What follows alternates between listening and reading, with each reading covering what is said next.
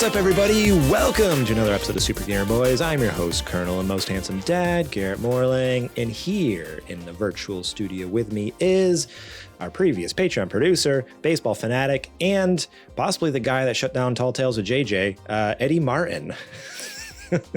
Yes, I made that executive decision. It was really important for the integrity of the show, and I think everyone would agree. I don't think it was controversial, but It was definitely important to the integrity of the show.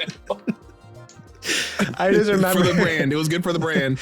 I just remember when that episode went up, I knew what was in there, but I was like, you know what? It was one of those things where I just kind of had enough of his shenanigans. I'm like, you know what? I'm just going to let it roll and see what happens. He can reap what he sows. He can reap what he sows, you know? Let's see what happened.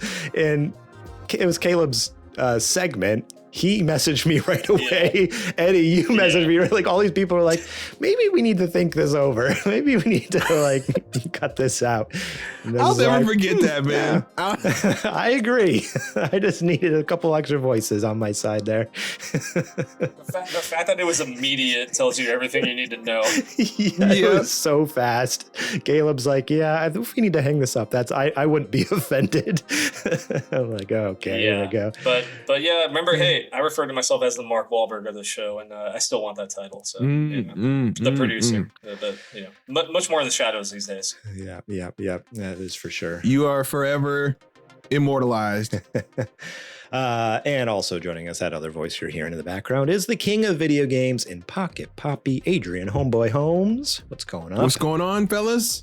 Eddie, good to have you back. Thanks, man. Happy to be back on the farewell tour.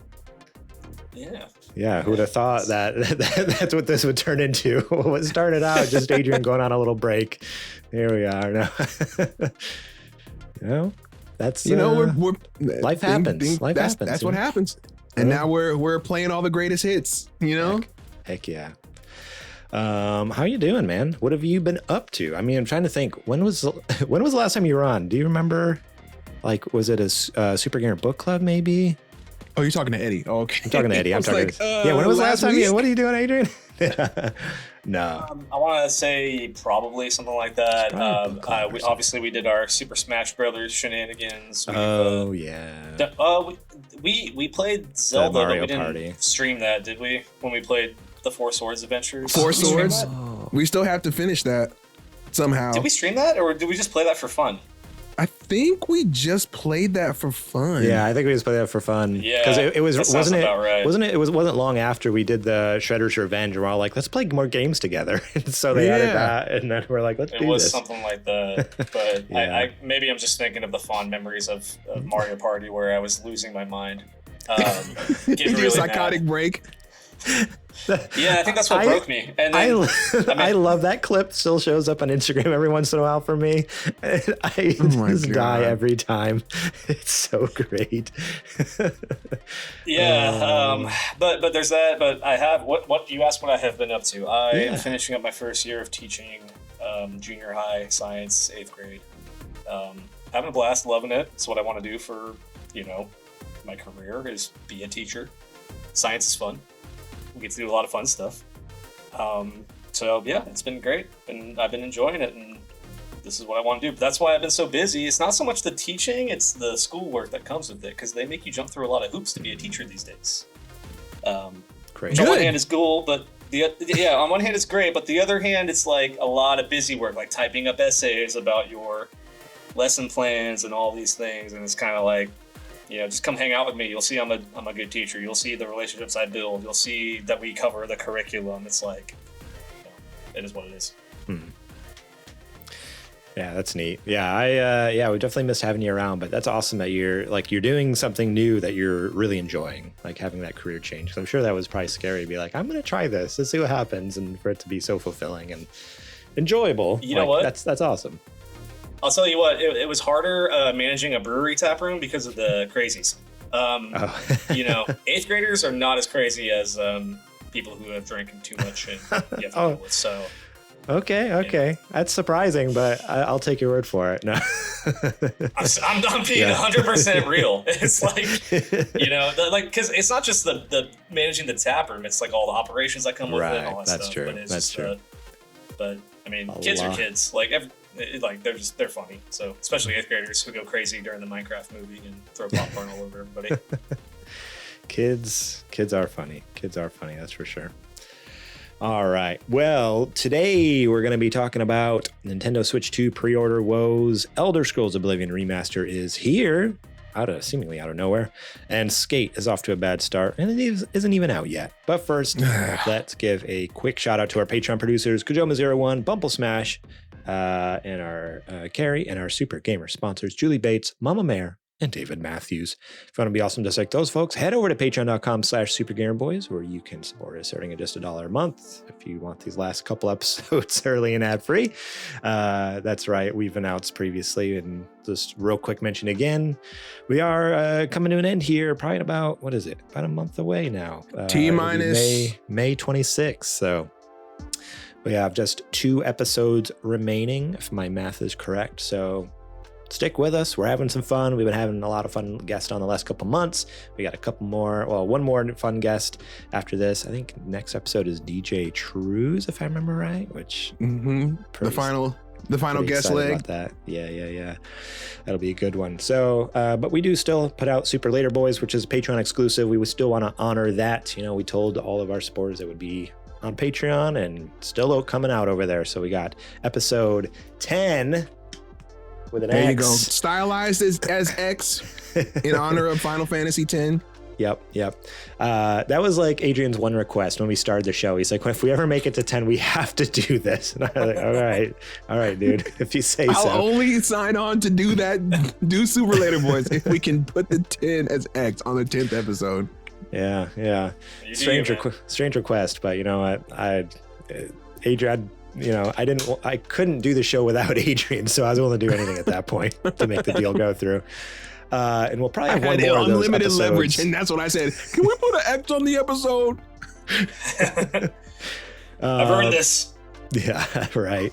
And we'll probably have one more episode coming out next month, kind of wrapping up the whole thing. So enjoy those while you got them.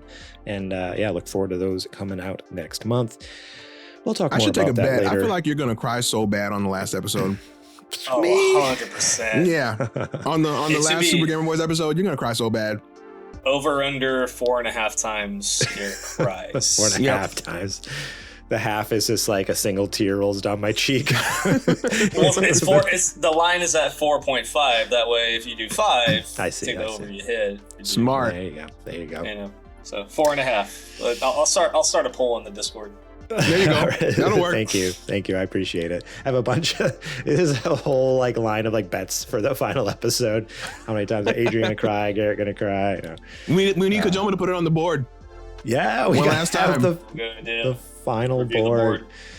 Oh, man. Well, shout out to Jack, Sriracha, Yate, and DJ Trooz for allowing us to use their music here on our show. Tonight, we're listening to a DJ Trooz playlist. So if you're enjoying what you're hearing, go check them out. Links will be in the show description. Show them some love on Apple Music, Spotify, wherever you listen to your music at. And with that, it's time to check the mail. This letter comes in from a Ranger. It's calling it Ranger's Woe. I sit here absolutely gutted by the news that the show is shutting down. Let me tell you that I've listened to the show for so many years, dating back to the JJ days. I have vivid memories. I'm sorry about that. No, I'm just kidding. I have vivid memories of driving on long road trips, listening to the podcast on my wired earbuds as I drove my family for hours. And it wasn't that long ago. Wired earbuds. Talking about this, we've been going for 20 years or something. Right. Yes, the old timey radio. See, when Derick and JJ were on the radio. Yes, the roaring 20s. When I had to download the podcast on my iPod to take them with me. Yeah, all right, brother. All right, Ranger. Back when FDR would sing it, would tell us bedtime stories. He would recount Garrett and JJ's tall tales. Oh my God! Trying not to get tuberculosis. Oh, so good. And now as we come up on Ranger's 1-year anniversary of writing into the show, it's been that long already. That's hard to believe. That's crazy. It's closing down. Perhaps I'm entering the shock and denial stages of grief. Earlier this year, I asked you boys to react of the first 4 gaming habits. That was the show Garrett did with Carrie. Adrian was absent. Thanks for that clarification. They were 1, staying up into the late hours of the night to play games, 2, grinding, 3, trophy hunting, and 4, opening up the map. I plan to add 4 gaming habits from time to time along the way, so I'll add the next 4 and very probably last habits now as the show rapidly heads to its last breath. Which gaming habits are you most guilty of? Here are habits 5 through 8, so we'll go through these one at a time. Number 5, character customization. Since I grew up in the days of the NES, Genesis, etc., we never really had character customization. It was simply pick a Golden Axe, Street of Rage character and go. I don't spend a lot of time customizing characters today, but I do know people who get lost in this. How do you guys feel about character customization? Is this something that you get lost in the weeds for a long time, or do you just kind of shoot something out there and hit random a couple times and that's it? I wouldn't say get lost in it. I would say I definitely put some thought and, make sure it's a character that I like, or that a character looks good, but I'm not sitting there like, oh, I need to check the cheekbone density or, anything like that. Like, you can with some characters, but I don't get that too into the weeds into it. But no, yeah. I like to make sure my character looks cool, or looks like I want it to look, that I think it would fit in whatever world I'm in. So right. I guess it depends on the game and what you're playing, right? I mean, if you're playing something like more involved, like a Skyrim or something, and you want to give your character identity, but at the same time, you don't really look at your character's face that much, Yeah, those games are first person for the most part. Yeah, I guess it depends. I mean, I'm kind of similar here. I grew up in the day where Mega Man pops in on the screen, and that's what you get. Yep. Nothing wrong with that. I don't spend a lot of time with customization, to be honest. Yeah, I feel like I'm the same. I feel like I spend a lot of time messing around in character customization, but not because I care. It's more just because I want to see what new things are people doing. Whenever there's a new game, I'm like, oh, what can you customize now? It's almost more like all right, let's check in and see what the features are or whatever. So I feel like I don't really spend that much time really making it look like myself or anything like that. It's usually just kind of yeah, same here. What's available to me, and then realizing I don't really care. I'm just gonna make something and then play as that real quick. I never make mine look like me. I'm same. me. Yeah. The character is supposed to be me. The character is my avatar in that world, unless they're a specific character. But yeah, no. Yeah, I feel like back in the day, I always tried to make it look like me, whether it's a creative character in a sports game or whatever, or even Fallout back in the day, Fallout 3 or New Vegas. You would try so hard. I would spend those are the days when I actually would. I would try really hard, a couple times. It was Fallout 3 and Fallout New Vegas. I'm I'm gonna make this look like me. It never did. No matter how hard I tried. I think that's when I gave up. I'm just I'm just too weird looking. Can't make it. It's not gonna work. Can't make it happen. So the best is NBA 2K12. You're a 6'8", jacked power forward. I'm 6'8". I'm built like LeBron. Yeah, that's me. That's me. Jacked muscles. Yeah, I could dunk. Yeah, I could still hit a growth spurt in college. Yeah, it starts out let's make this character like me, and then turns into that where it's just okay, right, yeah, dream on, buddy. Oh, so good. We can move on to number 6 here then. Taking too long to pick your next game to play. This is a big one for me. I definitely take way too long to pick the next big game, sometimes spending a night or two to make sure I make the right decision. That's it? I know, that's what I'm thinking. I feel and maybe it's just the stage I'm in right now, but I could take weeks to figure out what I want to play. I'll sit down and try 3 different games, play them for a few minutes, and then be not feeling it, turn it off, and then the next day do it again, and then the next day do it again, and finally after a week or two, then maybe land on something. That's where I'm at right now. But I don't know. What about you guys? Do you guys struggle with picking a game, or is it easy for you to just be nope, this is what I got, this is what I'm doing? I don't struggle too much with it, to be honest. If I'm in the mood for something, I'll play something. It's just stage of life right now. It's just hard to even find time to play a game. And, real. Being a single dad, when I do have my son, he wants to play the Xbox or the Switch, and also he, the way he's wired is he will like pick up the game for a little bit and like go do an activity for an hour, and he'll come back and want to pick it up again. So it's like I don't have time to get invested in something. Right. So it's just a little different. I mean, I could pull something up on the Switch if I wanted, but I don't really, I'm more of like, I'm just gonna dive in and do this. I'm gonna play this game. I don't really. I don't deal with the backlog because I'm not a PC gamer, so I don't have like the Steam deals where you buy all the games on Steam. Which wow, I think that goes hand in hand with people. I am calling you out, Garrett. Your Steam backlog. It's pretty horrendous, honestly. Oh man, I don't know. I feel like I've been struggling to find something to play for a while. Like I keep like bouncing around, but. You and me are in the same boat, brother. Yeah, pretty much down to the letter.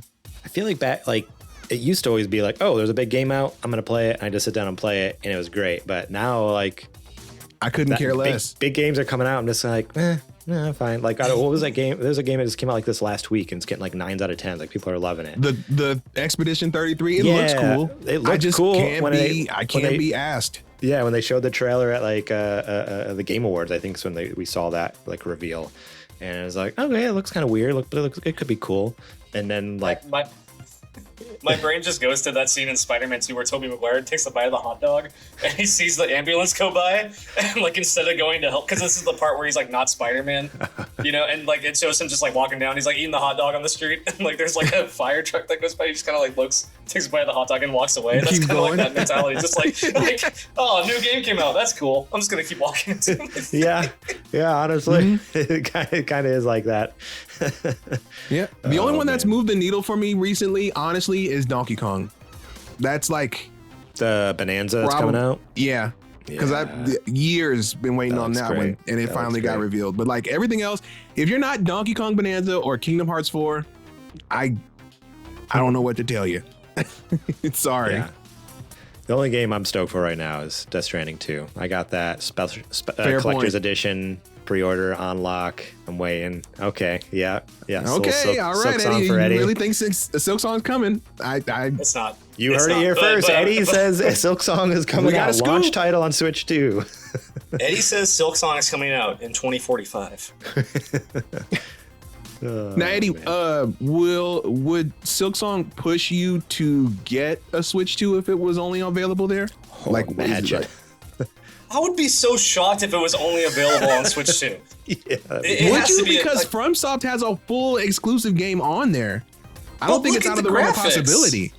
Are they going to make it like all of a sudden like the next cutting edge, like super high frame rate? Okay, if that's the case, I'll just play on my Series S. I have a Series S. I'll play it on that. Oh, okay. I was going to say, okay. I thought you still had a 1 for some reason. I'm like, then you're going to have to at least get a Series S, but no, you're good. Not that lame. Hey, I still know people who have Xbox Ones, okay? Hooked up and still chugging along. I have a Series S. I can play Silk Song on it. Okay, good. If it ever comes out in my lifetime. I was going to say, that's got to come out first, but... Yeah, we'll see. Before my beard turns gray. I'm already on the way, so... Yeah, that little patch right there. Yeah, I got a couple right here. I'm starting to see them come in. You'll get there, Garrett. I have the grays up here. They're hiding behind my headphones. You can't see it because I got my hair cut a couple weeks ago. But when my hair grows out, it's so gray on the sides of my head. I'm like, oh no, what's happening? I'm getting old. A nice silent reminder that the grave beckons. Father Time is undefeated. Yeah. Oh man. Let's move on to number 7 here. Checking in daily on a game. Only on my phone. I have one island management game I will check in daily for. I'm not the biggest fan of feeling the pressure of checking in each day. I know for some people, Pokemon TCG Pocket is a real problem. Get those 2 free packs. I am a slave to Pokemon TCG, let me tell you. Although the last week, I've forgotten quite a few days, and I feel bad about it because I have the premium pass, which is like $10 a month to get that 3rd extra pack, and I'm like, I'm paying for this. I can't miss out on these. But man, yeah, I do that so often with mobile games to the point where I have to delete them. Like, I get way too attached to it. Like, I'm almost to that point in Pokemon TCG, honestly. Like Pokemon Go, I was way too addicted to it. I would have all sorts of random little games on my phone through the years, and every time I get them, I'll like be glued to Apple it. Arcade, brother, it's the bee's knees. No, but that's what I'm saying. No, like I get these You're so on games, that hype. and then I find that like I'm checking in daily and playing, and I get addicted to it way too easily. So I just have to delete it. Like it's too dangerous on my phone. Like for whatever reason, it's like those mindless games on my phone. Those are the ones that I'm drawn to, and it's such a waste of time.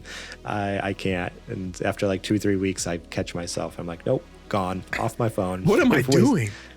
I don't know. It's horrible. How glad are you though? Speaking of TCG, how glad are you to have made that jump and not have to worry about scalpers? Like, think about the fact that you're getting all the same cards that they are. Yeah, you might not be able to actually hold them, but you don't have to worry about getting up at 5:30 and getting in line, and I don't have to go wrestle I don't have to like go wrestle some old guy in Costco to get myself a box of Pokemon cards. And you're ripping all the same packs that they are, and you're only paying $10, and they're paying what, like 30, 40 for a box? Yeah. Well, I'm just saying, it sounds like somebody got the better deal. $10 a month, and they're paying, yeah, exactly, way more. Mine can't get bent, mine can't get burnt or wet. They always look pristine, and I get the little animations with them. Better deal over here. Digital Land, baby. That's what I'm thinking. What's wrong with that? I won't be able to resell them to pay for my children's college tuition, but I mean, most people won't. He's got a point there. I can't relate to number 7, or I can't relate to this one. I just can't. I mean, I'm not a mobile gamer. Never have been. Never had the desire. I'm sorry. That's fair. Don't be sorry. I wasn't until Apple Arcade. Don't be sorry. For real. That's you're honestly, it's for the better. It's probably for the better. Yeah, I definitely wasn't a mobile game. Actually, until it was shortly before Apple Arcade came out, when there were some independent developers who were starting to take it seriously. Yeah. You know, like the one like Us Two, when they did like Monument Valley, or Alto's Adventure. They didn't do that one, but those like games that I could tell that people were putting like real effort and thought behind. Yeah. Just stuff like Florence. When you see that, and that's like, oh, you can use a phone to tell either tell a riveting story, or to give innovative gameplay. And then Apple was like, hey, what if we made a service that it's like only that stuff? And I was like, yeah. And it's on my phone, give it. And there's no ad, give it. So I've been a Apple Arcade subscriber ever since then. And they've been that drum since day one. I remember you talking about Apple Arcade like years ago. Yeah. And I don't know why people don't it's like $5. And you get all these games with no ads, no in-app purchases, none of that. It's all full fat games the whole time. And there's even like multiplayer games too. So you can play with people that you know. It's awesome. I will shout from the rooftops about Apple Arcade. It rips. So yeah, we had like a 3 or 4 month trial that came with my iPad that I bought a couple months ago, and I tried a couple games on there. It was pretty neat, but my kids, like, we downloaded a bunch of games for them because we did like a couple trips on planes and stuff, so we could just sit them down with the iPad and let them play, and they were loving it. And then like it expired the beginning of this month, and they're just like, where'd all our games go? We want to play our games. I'm like, oh well, we'll see if we bring them back. Here's the $5. Yeah, maybe for the next trip, the next time we're on a plane, we'll get Apple Arcade. How about that? That's hard. They have enough other things to play. They don't need iPad games too. Yeah, but the little like shovelware garbage stuff can't be bothered. Can't be bothered at all. Nah. And I think that's what your idea of mobile gaming is, Eddie. Yeah. So yeah, that's kind of where my brain goes. It's that stuff, that's I just want to let you know it's great on this side. It's on this side. So if you ever decide, it sounds good. It's you are convincing me. It sounds like a better way to do mobile games. I think mobile games get a bad rap because of the cash grabby, loot boxy, nature. But I'll try anything twice. Fair point. All right, and with that, let's do this 8th and final one: carrying around too much stuff in game. Yes. Oh man. Fallout. It says, "Don't give me a weight limit. Don't give me a weight limit. I want to gather up everything in the world and carry it around with me to sell, sort at a later time. Games with carry weight limits send me to my dark place." Ranger says. Yeah. 100%. whenever I play any open world game, like I am the one to like pick up every single object. Yeah, playing through Fallout, it's like I'll never need over-encumbered. I'll never need this old ruined book or whatever, but I'm gonna pick up the entire bookshelf. You never know. You never know. Yeah. And I would hate to need it later and not have it and not remember where to find them, right? Yep. So yeah, it always drove me crazy when it's like, oh, you're over encumbered. I'm like, God dang it. Like, what do I do now? I'm not gonna throw my books away. What if I need those? That's how I felt with. So the first Mass Effect had a terrible inventory system, and you would end up picking up all this stuff. And I even to this day, like I never got to the point where like I could successfully do the system, because you would get experience for opening decrypted crates. You would get stuff, so you'd want to do it, and then you'd see the stuff there and be like, well, I'm not going to not take these items I don't need. And then eventually you'd have way too much crap. Like and then the second and third game, like to their credit, like did away with that system, which was awesome. Yep. But then there was like, even so, like I've been really into Baldur's Gate 3, and I do the same thing every playthrough. I'm like, I'm really gonna hone in on my inventory. I'm really gonna make sure then by the time I'm like 10 hours in, I'm like, oh crap, I have all this stuff I don't need. Yeah. You know, but it's just, can you get over encumbered in that game?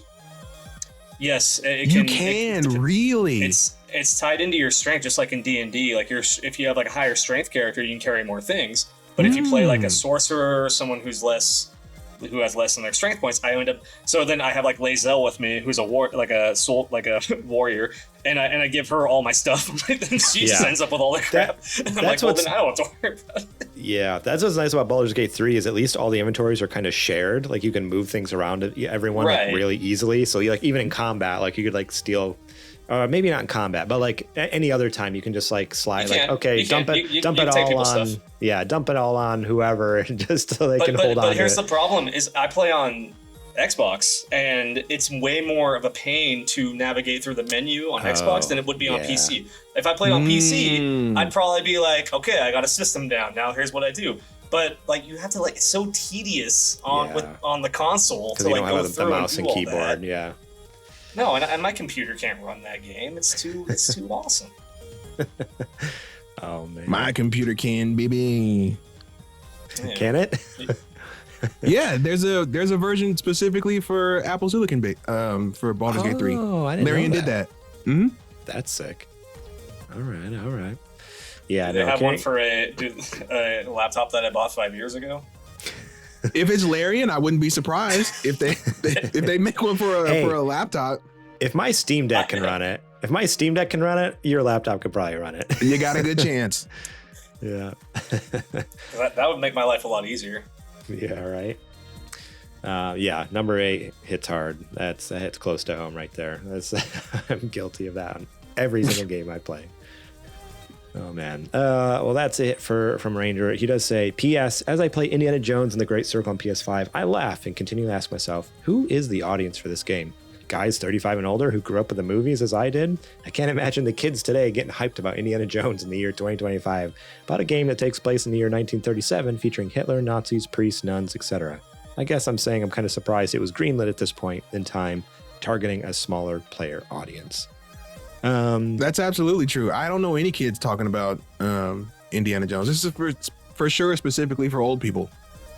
Yeah, I can tell you as a teacher to 140 8th graders, no one has mentioned this game to me. No one has brought up Indiana Jones. Okay. I wouldn't expect them to.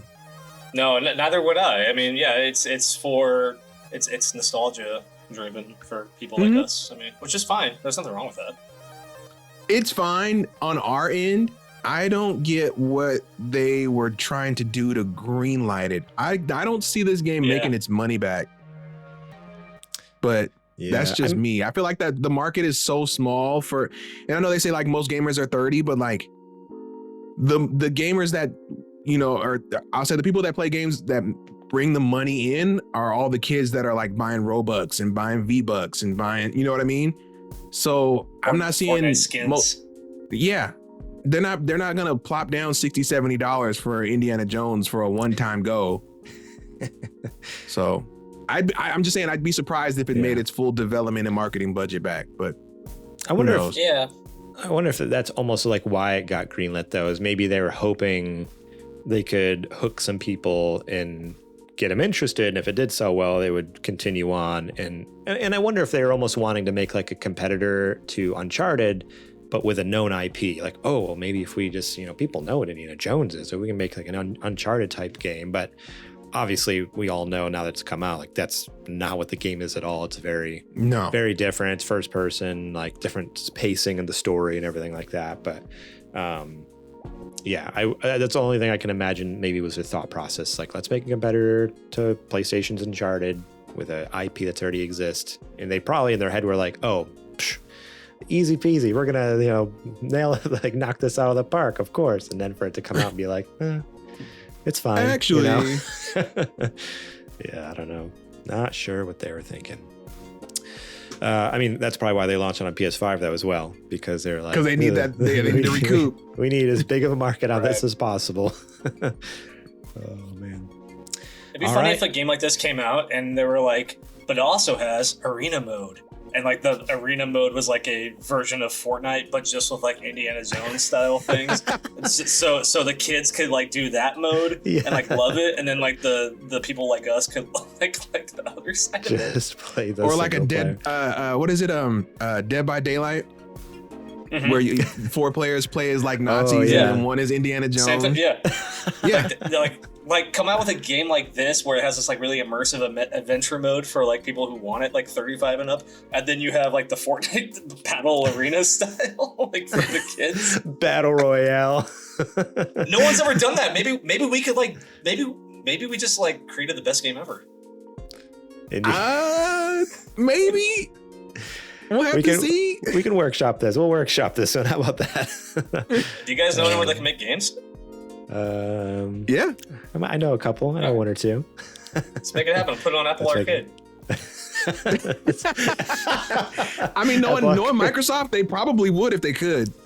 All right. Everything is an Xbox now, so yeah, everything's an Xbox. Hey, you can play Death Stranding on your phone. You sure can.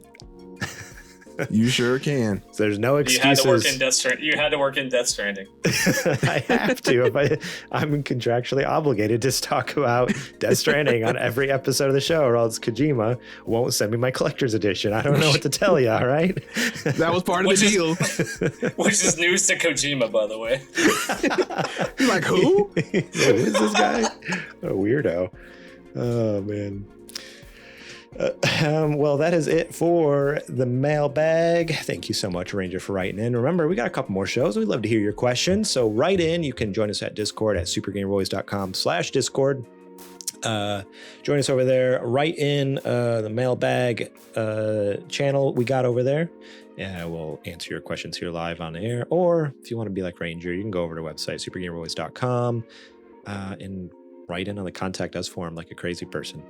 I guess that's what it's there for, but it's just funny that we have better ways. We have better ways, Ranger, and he just continues to use them. I appreciate him being consistent to the end. I love it. He's like, I'm going to write these letters in until I can't anymore. So I respect it. It's just like Strong Bad emails back in the day. Yeah. Which I don't know if Garrett gets that reference. Garrett, do you understand Strong Bad? I knew of Strong Bad. It was around, but I did not watch it. Okay. So I understand the reference. It's better than nothing. I'll take it. I knew of it. I wasn't one of those kids, though. Adrian and I were raising the fire. We knew what it was like to check the weekly email every week and see the flash animation. Oh God. What good times. So good. I actually showed the junior high kids an episode of Strong Bad just to see how they would react, and it was the funniest thing ever. And they were like, "What is this?" Yes, not 90% of them are like, "Mr. Martin, this is nuts. Like, what am I watching?" And like some kids were like, "I liked it, Mr. Martin. It was cool. Can we watch more?" It's like the best thing ever. I loved it. It's like an old Flash cartoon from the early 2000s. Yeah. So good. Oh man. Just to mess with them. I'm like, this is what I watched when I was your guys' age. And they're like, this is what you watched? Yeah, seriously. Okay, before we move on, sorry, Adrian, guess what episode I showed them? What Strong Bad email did I show the kids? There's a few good ones I can think of. Hit me. Trogdor. Okay. Had to show him solid Trogdor. pick. Solid pick. And what was funny because I was like, okay, this is a cartoon I watched when I was your guys' age. This will teach you how to draw a dragon, and then I just played it with no other context. No context at all.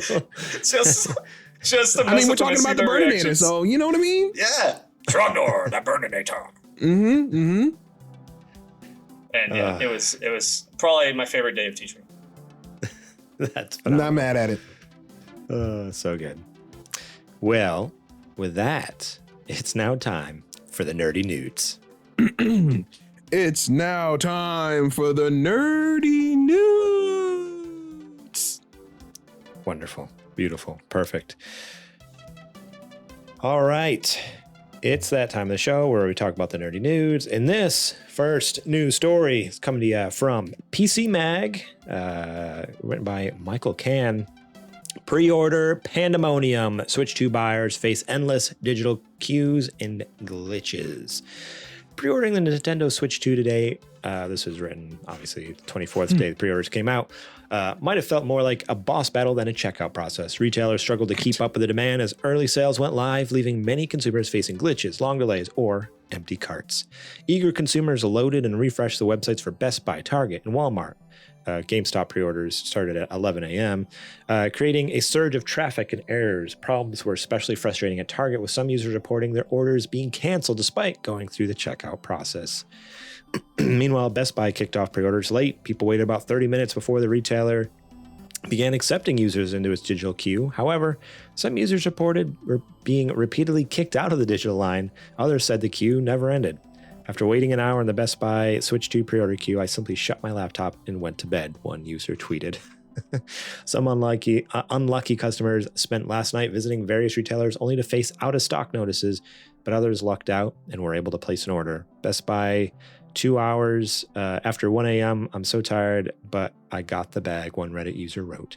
A few PC Mag staffers scored a Switch 2 from Walmart's digital queue. Other customers resorted to waiting in line at GameStop, which is offering pre-orders at its physical stores. That's actually kind of awesome, honestly. I wish more places would just do that. It's like, just go line up in front of your store, just like you did in the good old days, you know? But in the meantime, scalpers are also getting blamed for snapping up consoles. Already, you can find some resellers trying to hawk Switch 2 pre-orders on eBay for $675 or more. Some consumers are trying to fight back by publishing fake listings for the Switch 2 on eBay to prevent resellers from reaching customers. If you miss the Switch 2, that's also dangerous. Yeah, right. I know. Well, there's no good way to do this. Right? Yeah. If you miss the Switch 2 pre-orders, retailers appear to be restocking for select areas, so it's best to keep checking the Best Buy, Target, and Walmart websites. Absolute chaos, I guess. All I have to say, I'm glad I wasn't a part of it. I'm glad I'm not a part of that rat race anymore. Same. Just gotta be able to sit back and be like, all right, cool. You guys have fun out there. You know what I was doing? Sleeping. Getting a good night's sleep. Yep. I mean, I did sign up for the My Nintendo pre-order, but that's not happening till like May. And what's nice about that is they'll just like send you an email and be like, all right, your turn, like do this thing. I don't know. We'll see how smooth and easy it actually is. But I just love how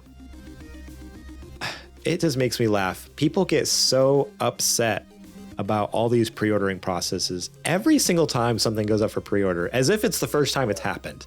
It's always a major uproar, like it doesn't work and scalpers, blah blah blah blah. And it's like it's been like this for 20 years.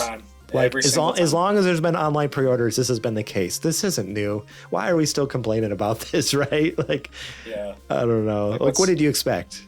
But is your life really gonna be that much different if you don't get it day one? You know, it's like you will find another way to get it. You know, but the clout, Eddie, the social media clout that I would be missing out on if I don't get to post the story of me having it and them not. You know, I would like your story 5 more times if you did post it day one rather than if you posted it a week later. So you're right. See what I'm saying? Yeah. It's a drug. They need it. Yeah. So ridiculous. It's personally. I just told I told Garrett before we started the show. I told you guys, and I was like, so we know that we're getting a new Nintendo store in San Francisco on the 15th of next month. My plan, and I'm not saying it's on the 15th, of course, it doesn't come out till June, but my plan when I'm ready to get one is I'm just gonna go to the Nintendo store in San Francisco. I'm gonna walk in, get a unit, walk out. Yeah. And until I can do that, I'm fine without it. Yeah. When one comes in, sure, I'll grab it. Now here's my thing, Garrett. Mm-hmm. How are we feeling about the little red game carts? Oh yeah, we didn't really talk about that before, huh? I don't know. It's I don't know. It's a little weird. I don't know. It's not bad though. Is. I think it's neat because like what other, unless it's like a weird special copy for something that came out on Nintendo 64. Like they've never really had like red game carts before, right? Like I feel like it would be like a rare instance in the past for that to happen. So it's definitely unique. I like that, but I don't know. There's just something nice about just a nice sleek black cartridge. Like not like you see it anyways. You know, it's inside the machine, but still, it's interesting. I'm not it's an gonna interesting lie. choice. It made me think. It made me be like, do I want to get these stupid little game carts because they're kind of cool? And it's still a download. It's just the key that unlocks it. Right. I mean, thought about the it. pain with that though is then every time you want to play your game that's 90% You gotta take the digital card anyways, you out. still got to put the card in. Yeah. Yeah. So not worth it. Not worth It'd it. just be nice. Yeah. They almost got me. I'm glad you came to your senses there. I was able to talk you out of that one. Whew. No, I was gonna be digital regardless. Come on now. It's me. But I'm just saying, they do look nice, and they have like, you know, the express micro SD in them, so I'm pretty sure they would load pretty fast. But so will the SD card that I'm gonna put in the unit. So Exactly. Yeah. I guess sorry to you folks I had to sit through that, but did you learn something? Name of the game. Did you learn something this time? I don't know. I guess that's my tip. A famous quote from Herm Edwards, the old football coach for the Jets, and he said, "You play to win the game." So if the game that you're playing was to get a Switch 2, you play to win the game. There you go. You gotta win the game. Or That's go home. That's all I'm saying. Or go home. Herm Edwards, baby. Brilliant. Love it. Yeah, well, we'll see. I'm curious to see what Nintendo pre-orders will be like next month. Because who knows, maybe I won't get one. But at this point in my life, I'm not going to lose sleep over it. I'm going to be like, oh, okay, and roll over and go back to bed. Or I guess I don't know what time the pre-orders will happen. Or I'll just be like, delete the email and go back to work. Like whatever I'm doing, just like, I'll get one when I'm meant to have one. Yeah, there you go. And that's a good mentality to have. Like it's like whenever I get to that point, I'll get it. I don't have to have it day one. I will want to like ask your guys' opinions on Switch real quick while I have you. Shoot. Okay. Why call it Switch 2 and not Super Nintendo Switch? Easiest answer, simplest answer, Eddie. I thought about this forever. Me and Garrett have every time this comes up is marketing. It's marketing / the Wii U. And I'll explain. Marketing, Switch 2 is the absolute easiest way for grandma to know that this is a different console. If they called it Super Nintendo Switch, there's a very real chance that people will go, oh, it's just like the one when they brought out the new screen. Maybe there's something, maybe they just changed the controllers, right? You call it 2, people understand that 2 is the next iteration, it's a sequel. They know it's not the first thing, right? Done. Yeah. You call it Super Switch, you also have the possibility of it being a Wii U situation where people are like, oh, the Wii U, is it just the gamepad for the system? Well, you already have a Wii, we don't have to buy that, right? And they did poor marketing and didn't make people understand why the Wii U was a new console, why it was this. So people just thought it was another Wii. Right. So it's literally just the easiest way across the board. They were just like, yeah, it would be fun. And I do think that they were originally thinking about calling it the Super Switch, because I don't know if you saw, Eddie, they did a new commercial with Paul Rudd. I did see that. Yeah, I was going to ask you guys about that. Yeah, that's the second. So that's why my hypothesis was the leading thing until they chickened out at the last minute was they were going to call this Super Nintendo Switch, because that would have fit that motif. So I think they chickened out at the last minute and said, let's just play it safe and call it Switch 2. But I do think they were going to call it Super Nintendo Switch at one point. And I do love that they brought Paul Rudd back to that commercial, and I watched the commercial and it was fun. I don't like that they were so on the nose with him being like, this is what I wore in the last commercial. Like, come on. Like, this is the thing. It's like, okay. Like you don't have to be so on the nose. Like, we know. Yeah. They should have just done a shot for shot and called it a day. Right. Yeah. And that's all they had to do. But it was so like blatantly like, we have to make sure they understand what this is about. Why is Paul Rudd here? But the other thing is, I can't imagine setting up a camera and playing Switch 2 with my bud. Like, because even in the commercials, it's like, oh, now the screen I'm looking at on the TV is now smaller, but I get to see everybody's face. It's kind of like, what are we doing here? Like, if that came out during the pandemic, that'd be cool. But like now, I'm just kind of like, what are we doing here? Well, they're just trying everything they can possibly do to give you Discord functionality without just giving you Discord. It's kind of what it sounds like. Because Xbox has like brought Discord to it, PlayStation has Discord on it, and then Nintendo's just like, no, we're not going to pay for the licensing or whatever. We'll just make our own. It's like, okay. It's so Nintendo. Exactly it's so Nintendo to do that. It's like that is so much Nintendo's MO to be like, no, we have our own Discord. It's like, come on, man. And the thing about it is, work. I know exactly how it's gonna work, and I have no shame in saying I'm a mark. I'm gonna do it. I'm gonna do it. If I'm the only one that has my face in the thing, especially because Mario Party's getting updated with games that have the camera in it. I know. I saw that. I have to be I can't be Resident Superstar if I'm not Resident Superstar in all forms. Okay, that's true. On the controller, on the camera, I need to make sure that you can't see me. So that's part of the gig, unfortunately. I'm definitely watching that YouTube video tonight of our oh my party. God. Angel, why? Oh, it hurts my soul. Real quick about the Mario Party. My favorite part is when I'm doing like the mystery box thingy, like the Steel Star.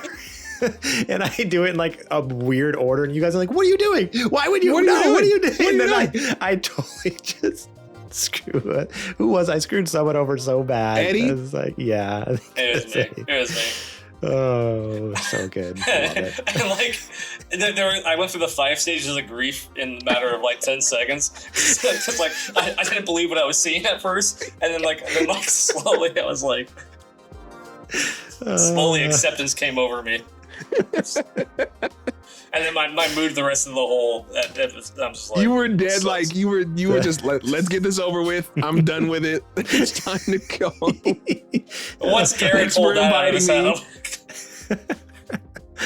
that was crazy. Was that the one? No, there was another time we played and Selks played with us, Selkies, and he just got destroyed. Yeah, he got the break speed off him. He was a great sport about it, though. He was a good sport, but I was like, dude, I would have left like an hour ago, and he stuck with it. He was so just let the computer play for me. Oh man, I felt so bad for him. But that's what happens when you invite Ant-Man to play with Cap, Thor, and Iron Man. Fair point. Fair point. Good times. No disrespect.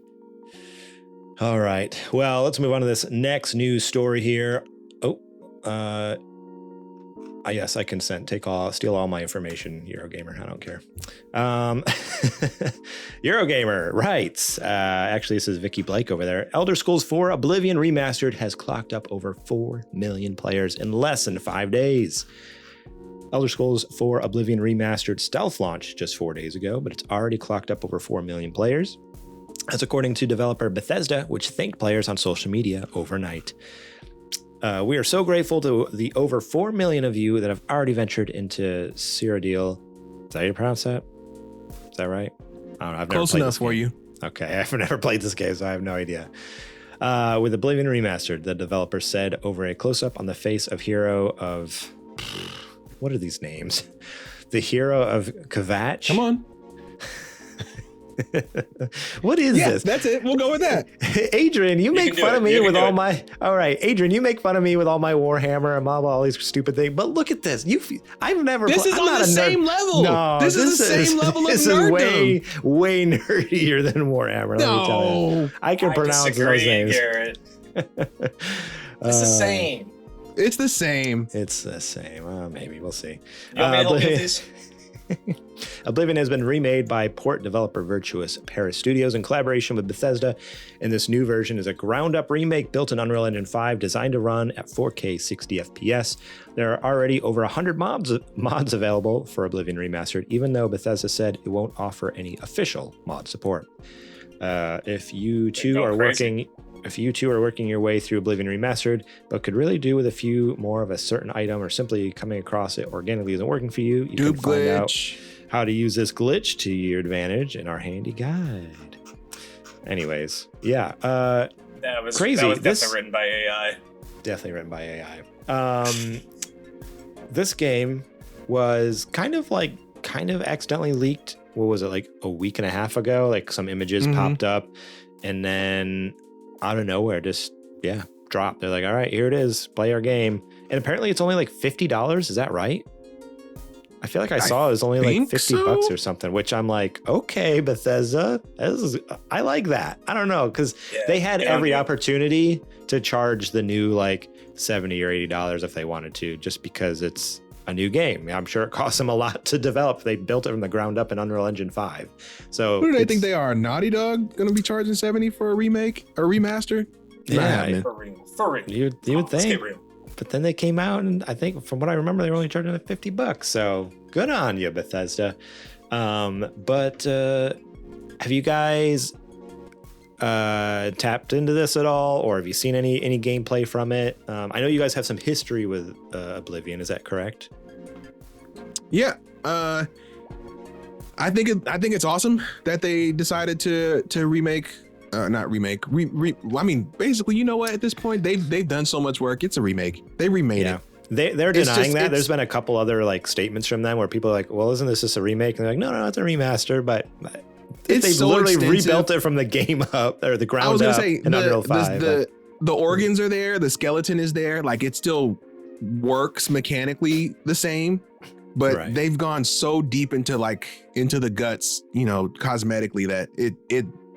They don't even really like resemble each other anymore. Mm-hmm. That's how much like they've done as far as, doing that. I'm stoked that Oblivion is back and that people today get to, find out how awesome it is. I don't necessarily see myself going back in right away. I definitely do want to give it a shot. Probably here in a little bit. But yeah, kudos to Bethesda. From what I'm hearing, the game is awesome. I mean, it already is awesome, but like the remake, it's great. It's hitting all the markers that people want. It's all the upgrades, that you can do while still being the old game. All the old glitches are there still. All that like fun stuff. So that's one thing I saw on Instagram. IGN posted. Apparently, there's like it was always kind of like this joke, but there's like one part where like one of the voice lines was messed up where. Like the voice actor like does like 2 takes at it, and like they accidentally forgot to cut out the part where like she says like, "Hang on, wait, let me do that again," and then she says it again. It was in the original. Awesome. It was in the original game, and then they left that same voice line in the remaster, and they had it side by side. I like that's hilarious. So like even like down to like the mistakes they made, they just left all the mistakes in. They're like, you know what, people are gonna remember it this way. Like how hilarious it was to come across that voice line. Cool. Let's just leave it. That's how you know the team that did this. Yeah, that's how you know that the team that did this, they genuinely care about this game because they know all the ins and outs and they left that in there because that's how people remember it. So kudos to that team. Not surprising that it sold so well. I mean, I'm not a big Oblivion guy. I never played it. So, but for how big it was, how big the series is, it's cool. And it's cool that Bethesda did the thanks to over 4 million players with the 4 logo. I think that was a nice touch. And I do like for that game studio does care. Like, does seem like, I believe Yeah. it. Cool. Yeah. Happy for everyone that loves this game. It almost got me wanting to try it, especially with the price point. When I heard it was like 50, I'm Do like, it.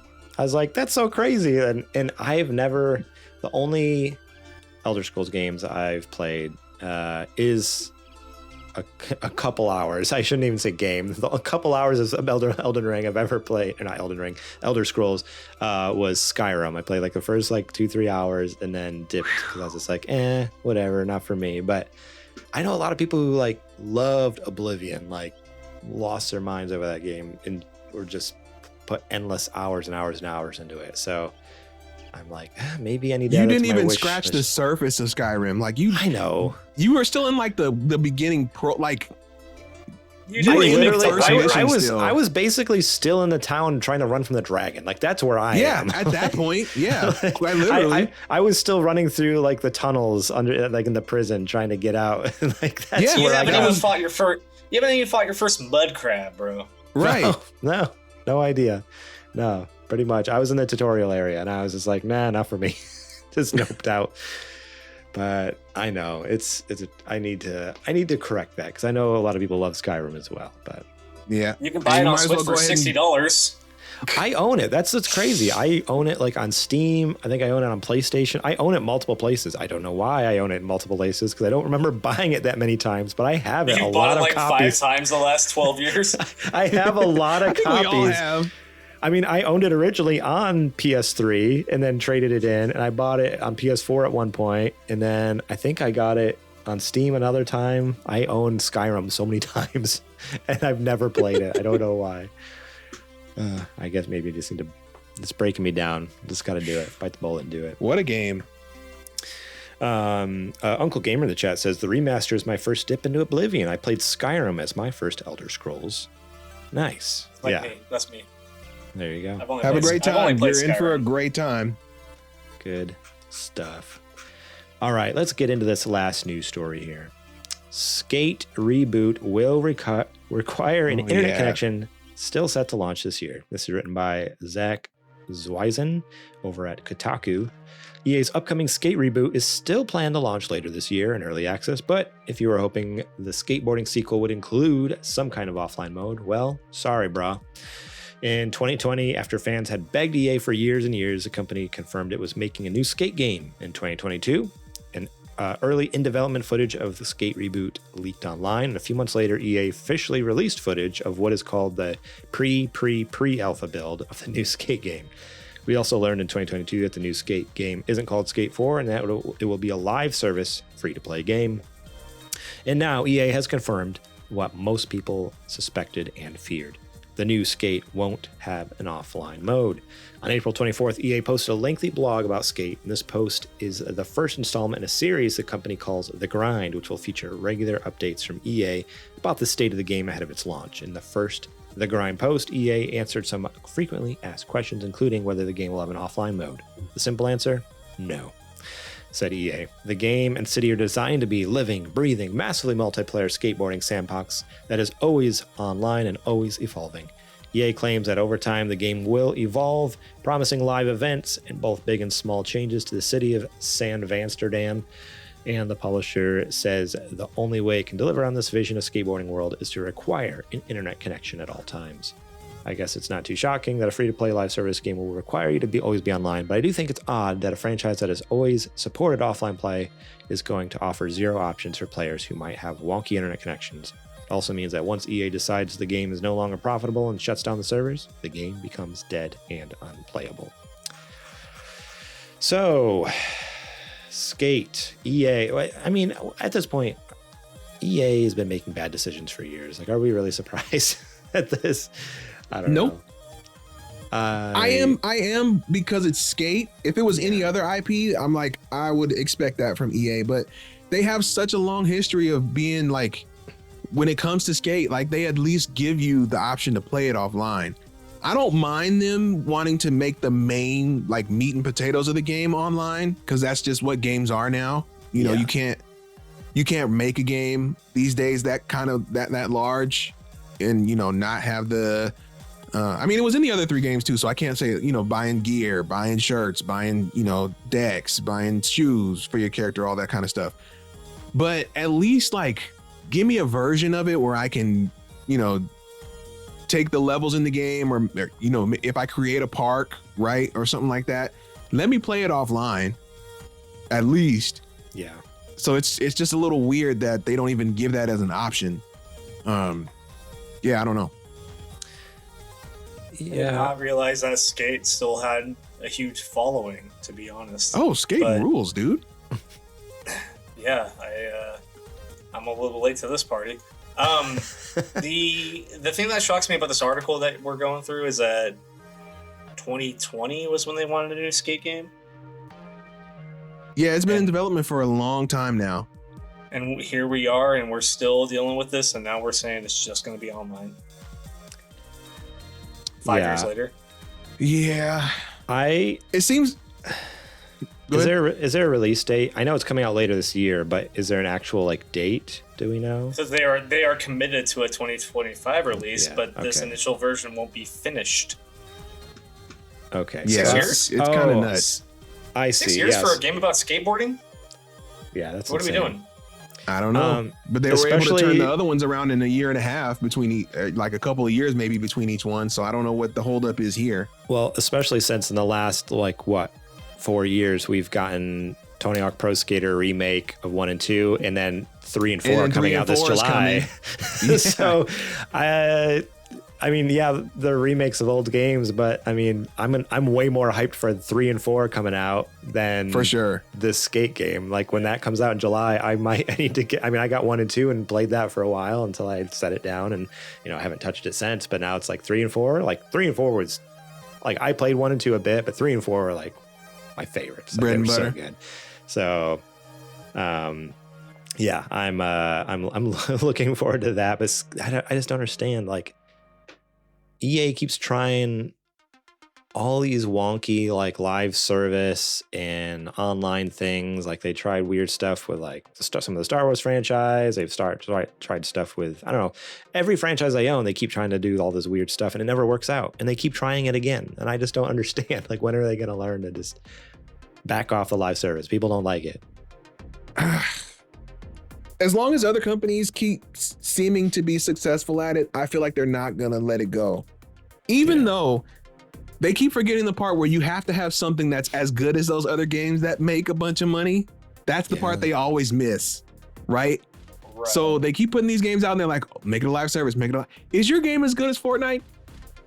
Is your game as adaptable and addictive to kids as Roblox is? It's not. Those are lightning in a bottle games. Think about the dozens of games that have come out trying to be either one of those. And we only hear a peep about them because they're either 3 people are playing them or they've been canceled and are on old servers at some factory somewhere. And EA is just beating their head against the bricks over and over and over, thinking this will be the one, this will be the one, this will be the one. All the millions you're dumping into these games to this is going to be the one. You could have put all that money into making a good game, and then the money would have come in, and then you could have put DLC for that game. Exactly. Yeah. But yeah. But you want to make Skate always online, mainly, not even offline mode. That makes sense. Man. Uncle Gamer in the chat says, guess you could say they've just been skating by on a release date. Look 'em. All right, Hey-o. Uncle Gamer. All right. Oh, man. Zing. Yeah. I'm not stoked for this. Honestly, I haven't really been that stoked, but I wasn't necessarily a Skate fan anyways. I didn't really play Skate 1, 2, and 3 that much.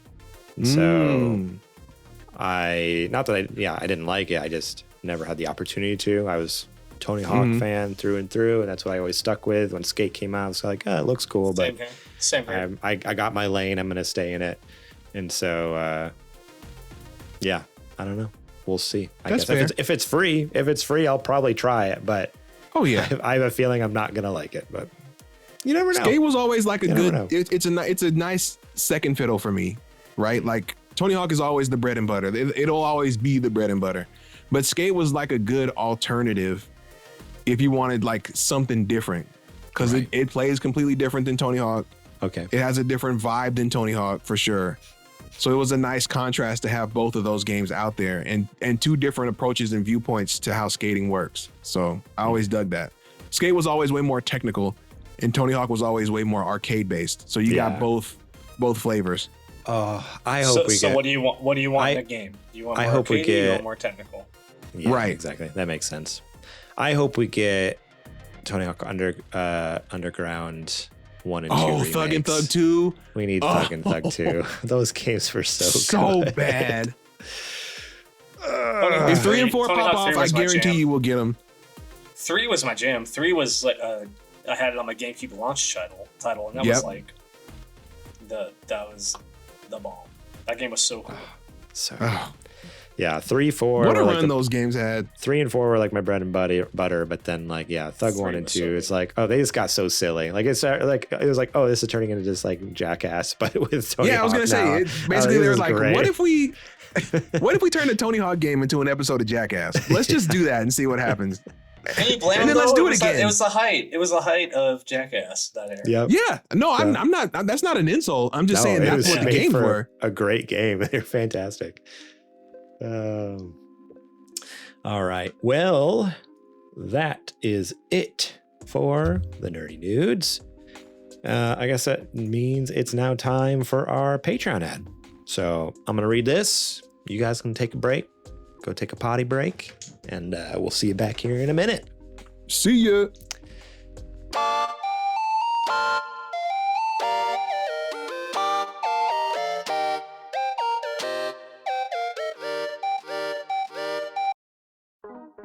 All right, this is the part of the show where I tell you to go over to patreon.com/supergamerboys and support us over there. Starting at just $1 a month. We only have a couple episodes left. I will be upfront and honest with you all here. I mean, you guys already know if you've been listening to the show for a while and following us on social media. May 26 is our final episode, but we still have plenty of stuff over on Patreon you can go check out just for $1. You get episodes early and ad-free, so the last couple episodes, you get those. Our entire catalog all ad-free. And then some Patreon exclusive shows such as Super Later Boys that'll stick around on Patreon there. So if you want to catch 10 episodes now, we just released a 10th one. You can go check that out. Just released yesterday. I think I put it out. We recorded it last week, but I had a busy week and didn't get a chance to put it up right away. But it is available now. So the Super Later Boys episode 10 is up there for you guys to enjoy. Patreon exclusive. We're only going to keep it up there because, that was the promise from the beginning. And then we have the $5 tier. You get show notes. So again, with the preface of we have a couple episodes left. If you want to get the show notes for those last couple shows, leave your own questions, comments, concerns, or heck, maybe you just want to share a fun memory from Super Gamer Boys past. Support us at $5 a month for the next month, and then you can have your voice heard there. $10, we got Super Gamer sponsors, where you get the shout out at the top of each and every episode. And then the top dog to your Patreon producer. You get all the previous perks, and typically you'd have the ability to pitch a show segment, unless you can come up with something that we can do in 1 or 2 episodes. Not going to be much perk there, other than helping us pay the bills. Because let me tell you, we still have bills, things we got to pay off here for the show. You can also support us by going over to sgbstore.com, where you can buy some sweet merch. We got t-shirts, we got coffee mugs, cups, stickers, you name it. We got all sorts of fun stuff over there with our logo. We got Summer Gamer Boys collection still up, so you can get your swim shorts, hats, you name it. So go check out sgbstore.com, get some fun merch, and get some fun stuff to remember our show by. Get that coffee mug that you can drink out every morning, stare into mine and Adrian's eyes, and remember the good old days of the podcast. And then last but not least, you can subscribe here on Twitch. If you have Amazon Prime, you can link that to your Twitch account. Use your free Prime Gaming subscription. Cost you $0 and help support the channel. We get, Jeff Bezos' money out of that. Helps you watch our content with no ads.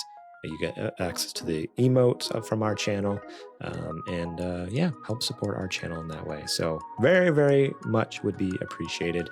And if you're not using it on us, because you don't have to use that sub on us. If you're not using us, use it on someone, because it does not automatically renew if you use it on someone, and it just goes to waste each month if you're not using it. So throw it on someone. If you have another friend who streams, go give it to them. That would be awesome. And with that, let's get back to the show.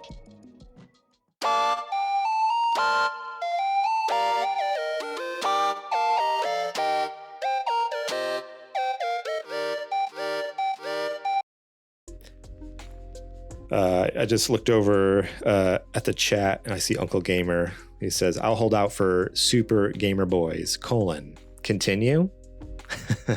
I like that. Boy, we need to write that down. If we ever come back, it's just the like reboot. Yeah, it's just like a black screen. Like it looks like and it says Super Gamer Boys continue ? And then it's like N or Y, for Uncle Gamer in the chat says, "I'll hold out for Super Gamer Boys continue with a question mark." Wait, I got the trailer in mind. Can I pitch you the trailer? Give it to us. Okay, so you picture this. Okay. We got Garrett. He's sitting on his couch, and his beard's a little more gray, a little more salt and pepper, and the gray a little more. Like, okay. So this is sometime in the next year. Then no, just kidding. and he's watching. He's on YouTube, and he's flipping through, and he sees Nintendo Switch 3 offers these, and he's kind of looking. He's like, I don't know. And as Hideo Kojima says, Death Stranding remaster will come to, and he's like, and he's all these emotions he's feeling, and then it ends up with him holding this glass of water, and he breaks it, and he walks away, and then his wife comes up to him and says, "Hey, it's okay," and you have to do it again. He's like, "I gave that up," and then she's like, "It's okay."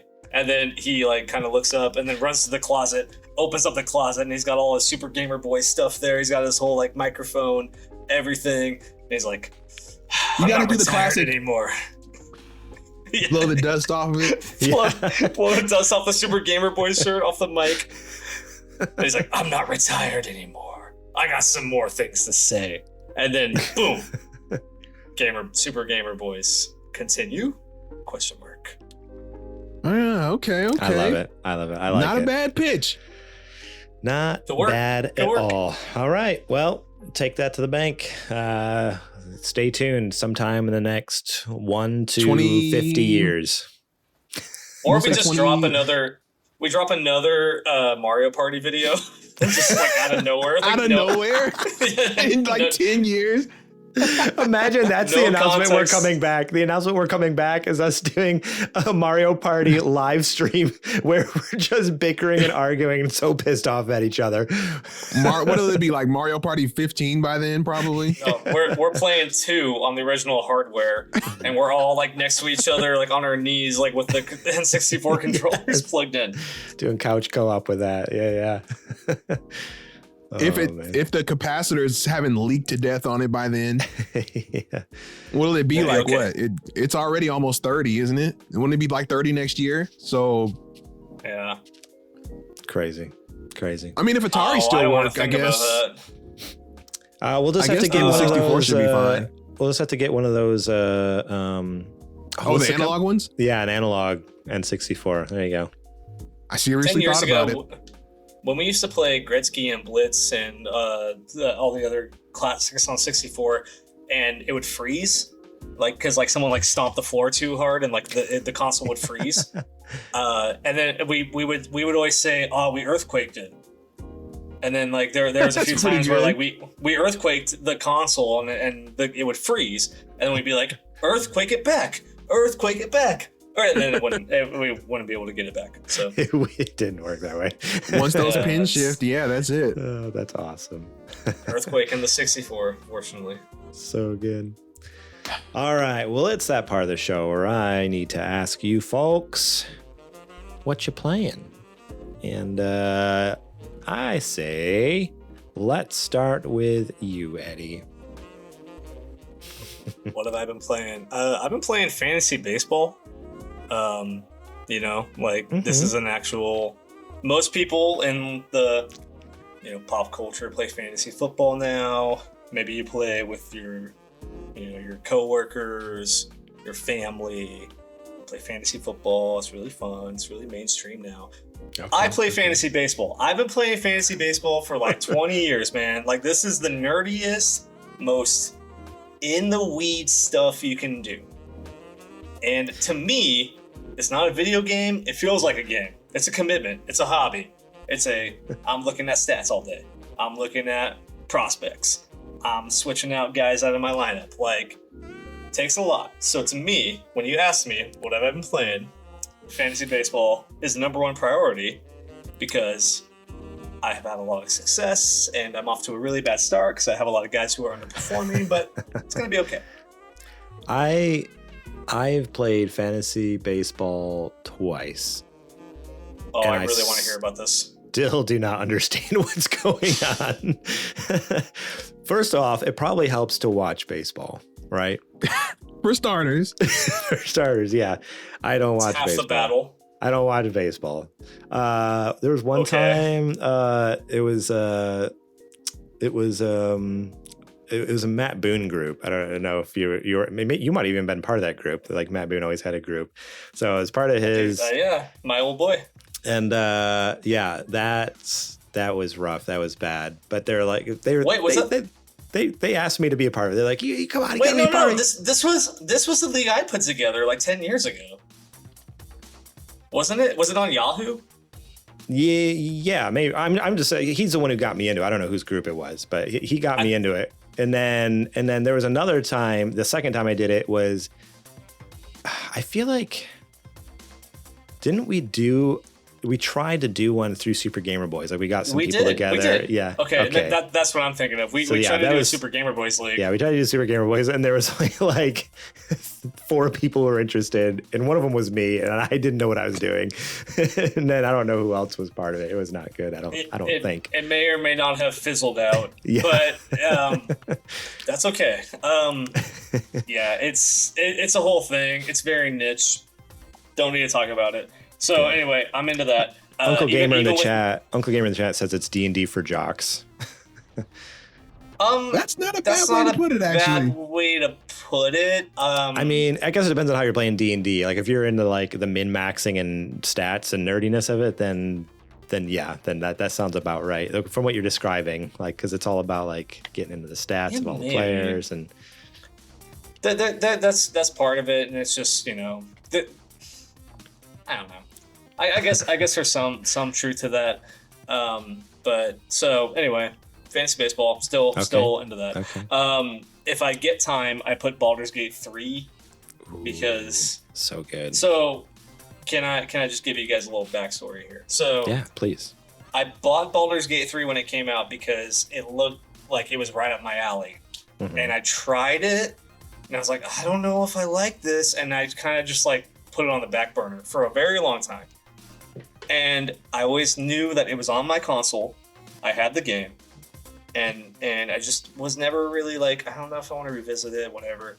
Not until Christmas break, when I had 3 weeks off from teaching, was when I was like, you know what? I have this game. I might as well dive in. Let's do it. Loved it. Just absolute. I was like, oh, this is the perfect game for me. This checks every box of everything I ever want. I can't believe how good this game is. I'm so obsessed. I'm very invested, and it just became like it kind of overcame my whole Christmas break, especially like when I just had nothing else to do but play. And then I got more into like trying out different characters, different classes, doing these different things. That's the game. If I'm going to play a game, I will play that game. And I feel like it's so deep and has so much going for it that if I just had that game for the rest of my life, I'd be okay. I seriously feel that way. I feel like it's that good of a game. It's easily like I think it's easily the best game I've ever played. It's not my favorite game of all time, which is Star Fox 64. But yes, of Baldur's course, Gate's probably right under Star Fox. It probably leapfrog Mass Effect, which is crazy for me to say. Dang. But it's like, smokes. yeah, I'm being Adrian's dead like, cool your jets, serious dude. right now. Oh my no, I'm God. not. I'm not gonna. I'm being dead serious. Like, Star Fox 64 is my favorite game of all time. Baldur's Gate 3 is right below it. Like, it leapfrogged Mass Effect. It leapfrogged every other game I've ever played. I'm like, this is the best game. This is peak gaming. This is the best game. I don't know. No one else can tell me otherwise. I'm sorry. No one else can. God. No, that's your truth. I didn't expect such like it seems like you had a gaming ego death and you were like, no, this is games. It really did. It really did. This is like, games. It doesn't get better than this. I like that's kind of like my feeling playing through it multiple times. I'm like, you can't do anything better than this. And like the emotional weight I have for Star Fox is why it's like that's my favorite game of all time. But I'm like, no, like put me on Desert Island and I get one video game the rest of my life. I'm picking Baldur's Gate 3. Like that's just there's nothing that even comes close. I'm sorry. There's just nothing so that comes much. close. Yeah, I mean, there's so much content in such a massive world, and it's the replayability is off the charts. So even just with that, with those factors, like it really could be like a completely different game every time you play it, depending on how you're playing it, what character you're using, and it's, you know, and even in the single playthrough, like it's massive. So yeah, I get that. It's fun. I didn't touch it for a long time until February when I went and saw my buddy in Indianapolis. We played some couch co-op. I kept forgetting it has couch co-op. Yeah. And so we sat down and played through like a good chunk of it. And that was so much fun. It kind of like reinvigorated me to like be excited about it again. Cause I was excited when it first came out and then I fell off pretty not long after. And then Are you the same way about this? Do you lay awake at night wondering why they still make games now that this game is out? I don't know if I'm quite that level. Like it's up there for me, but not. I don't know where. No, it's not like a number 2 game for me. Nothing will ever surpass Metal Gear, but in my opinion, at this point, I don't know. But you had me scared for a second. Yeah, I thought I hesitated. It's like my end game. I'm like, I mean, we're good. This is peak. Man, Eddie's like, if I never play a video game again after this, I get it. Honestly, like that's kind of where I landed with Baldur's Gate 3. I'm like this game is too good. It's breaking all my categories for what makes a good game. I'm like, just give me this. I'm happy. So that's kind of where I'm at now. It's like if I have a time to play a game, I'm playing Baldur's Gate 3. I'm not playing anything else. Is that what happened to me? Maybe that's why the show is ending. I played Baldur's Gate 3 and everyone got gamed for me. You're like, what else is there to talk about on the gaming show? That they did it. Maybe we just need to pivot to a Baldur's Gate 3 podcast, Adrian. That would be actually or just fun. just playthroughs. We'll just do different runs. We'll just do make different choices. Right. Become a Baldur's Gate 3 streaming channel. Just stream it 24/7. No, I'm genuinely like stoked, Eddie, that game resonated with you that heavily. Like, man, like I have games that I consider like a core part of me as a person, and I even feel like there are games that have come since then that are better than those. But man, I don't think I have a game that I feel like that strongly about. Like, this is the best game ever made. So that's definitely saying something. It's how I felt when Mass Effect 07, when I played Mass Effect for the first time, because that was a game that felt like made for me, and I felt like this game is like peak video games, which for me at the time, 17, high school, everyone's playing Halo 3, everyone's playing Call of Duty Modern Warfare. I'm like I'm playing Halo with my friends, sucking. I'm playing Call of Duty, sucking. I'm like, I don't want to play this. I want to go back to Mass Effect. This is a game I love this game. You know what I mean?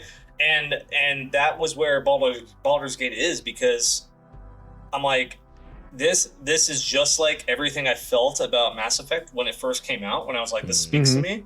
And now I'm like, okay, like this is right up my alley. I'm happy here. Like I really don't want to play anything else. Like I'm like not even revisiting old games like feels like this is not like, and it sucks because like, you know, I grew up on Final Fantasy, I grew up on like, you know, Chrono Trigger, and which I still think are like amazing games, but I'm at the point now in life where I'm like, if I have the time in my life to play a video game, I'm not going to play Chrono Trigger as much as I love the game. Damn. I'm sorry, Adrian. I know it hurts No, you.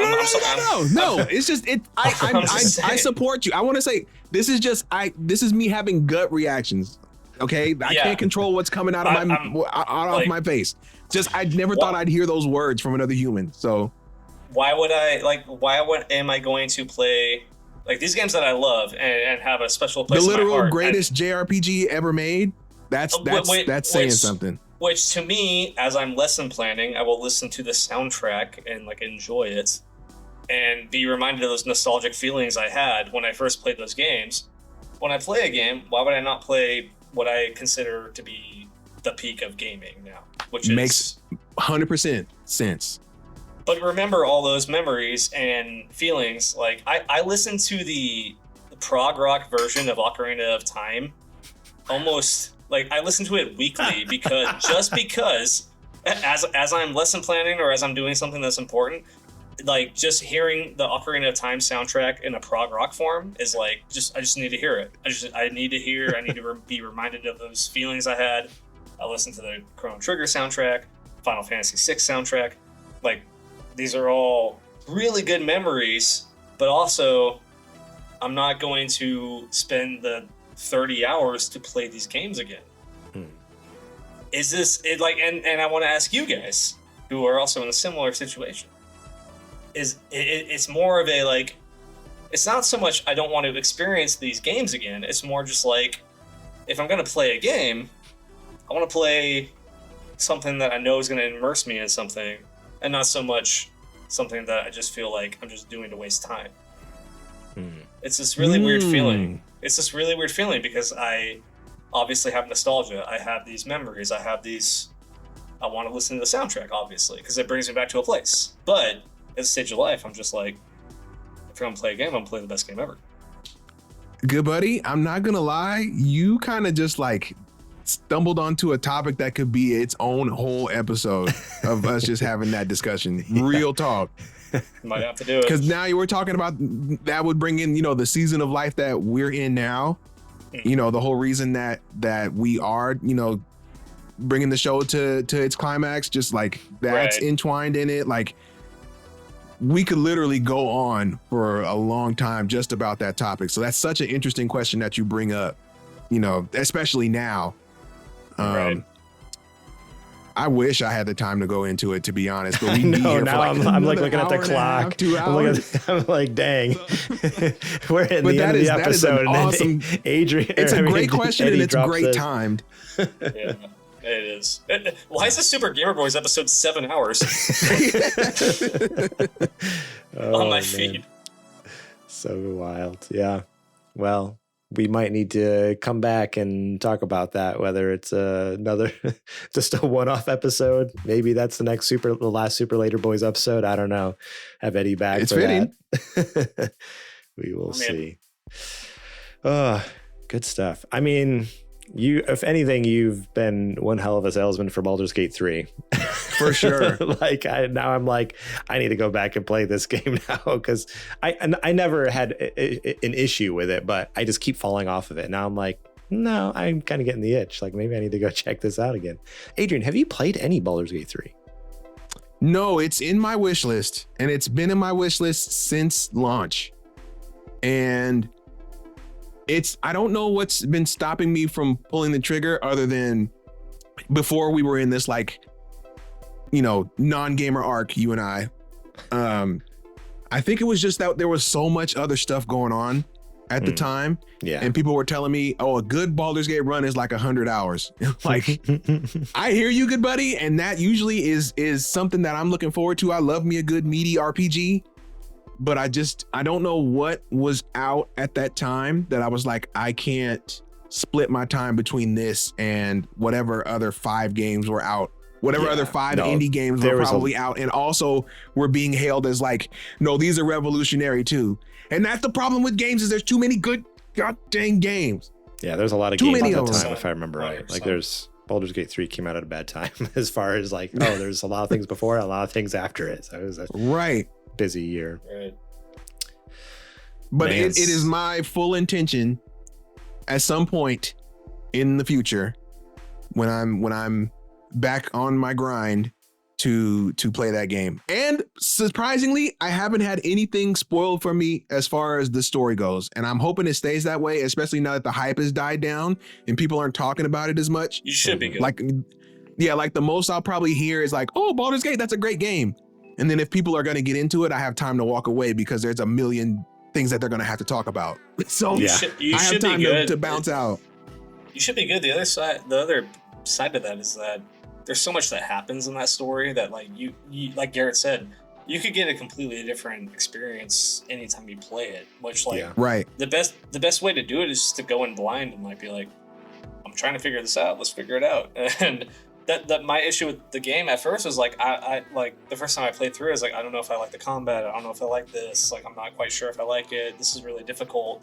I'm dying too much. And then it wasn't until like I gave it another shot to where I was like, oh, okay, now I get it. Now I see. The only thing that I know for sure about that game is that I have to make sure whatever path I take, I need to end up romancing Karlach. That's it. That's all I know. But other than that, okay. Story's up in the air. That is it. That is a very fair way to view that. Yeah. I don't disagree. No, saw the post. I was like, nope, that's the one. She's the best.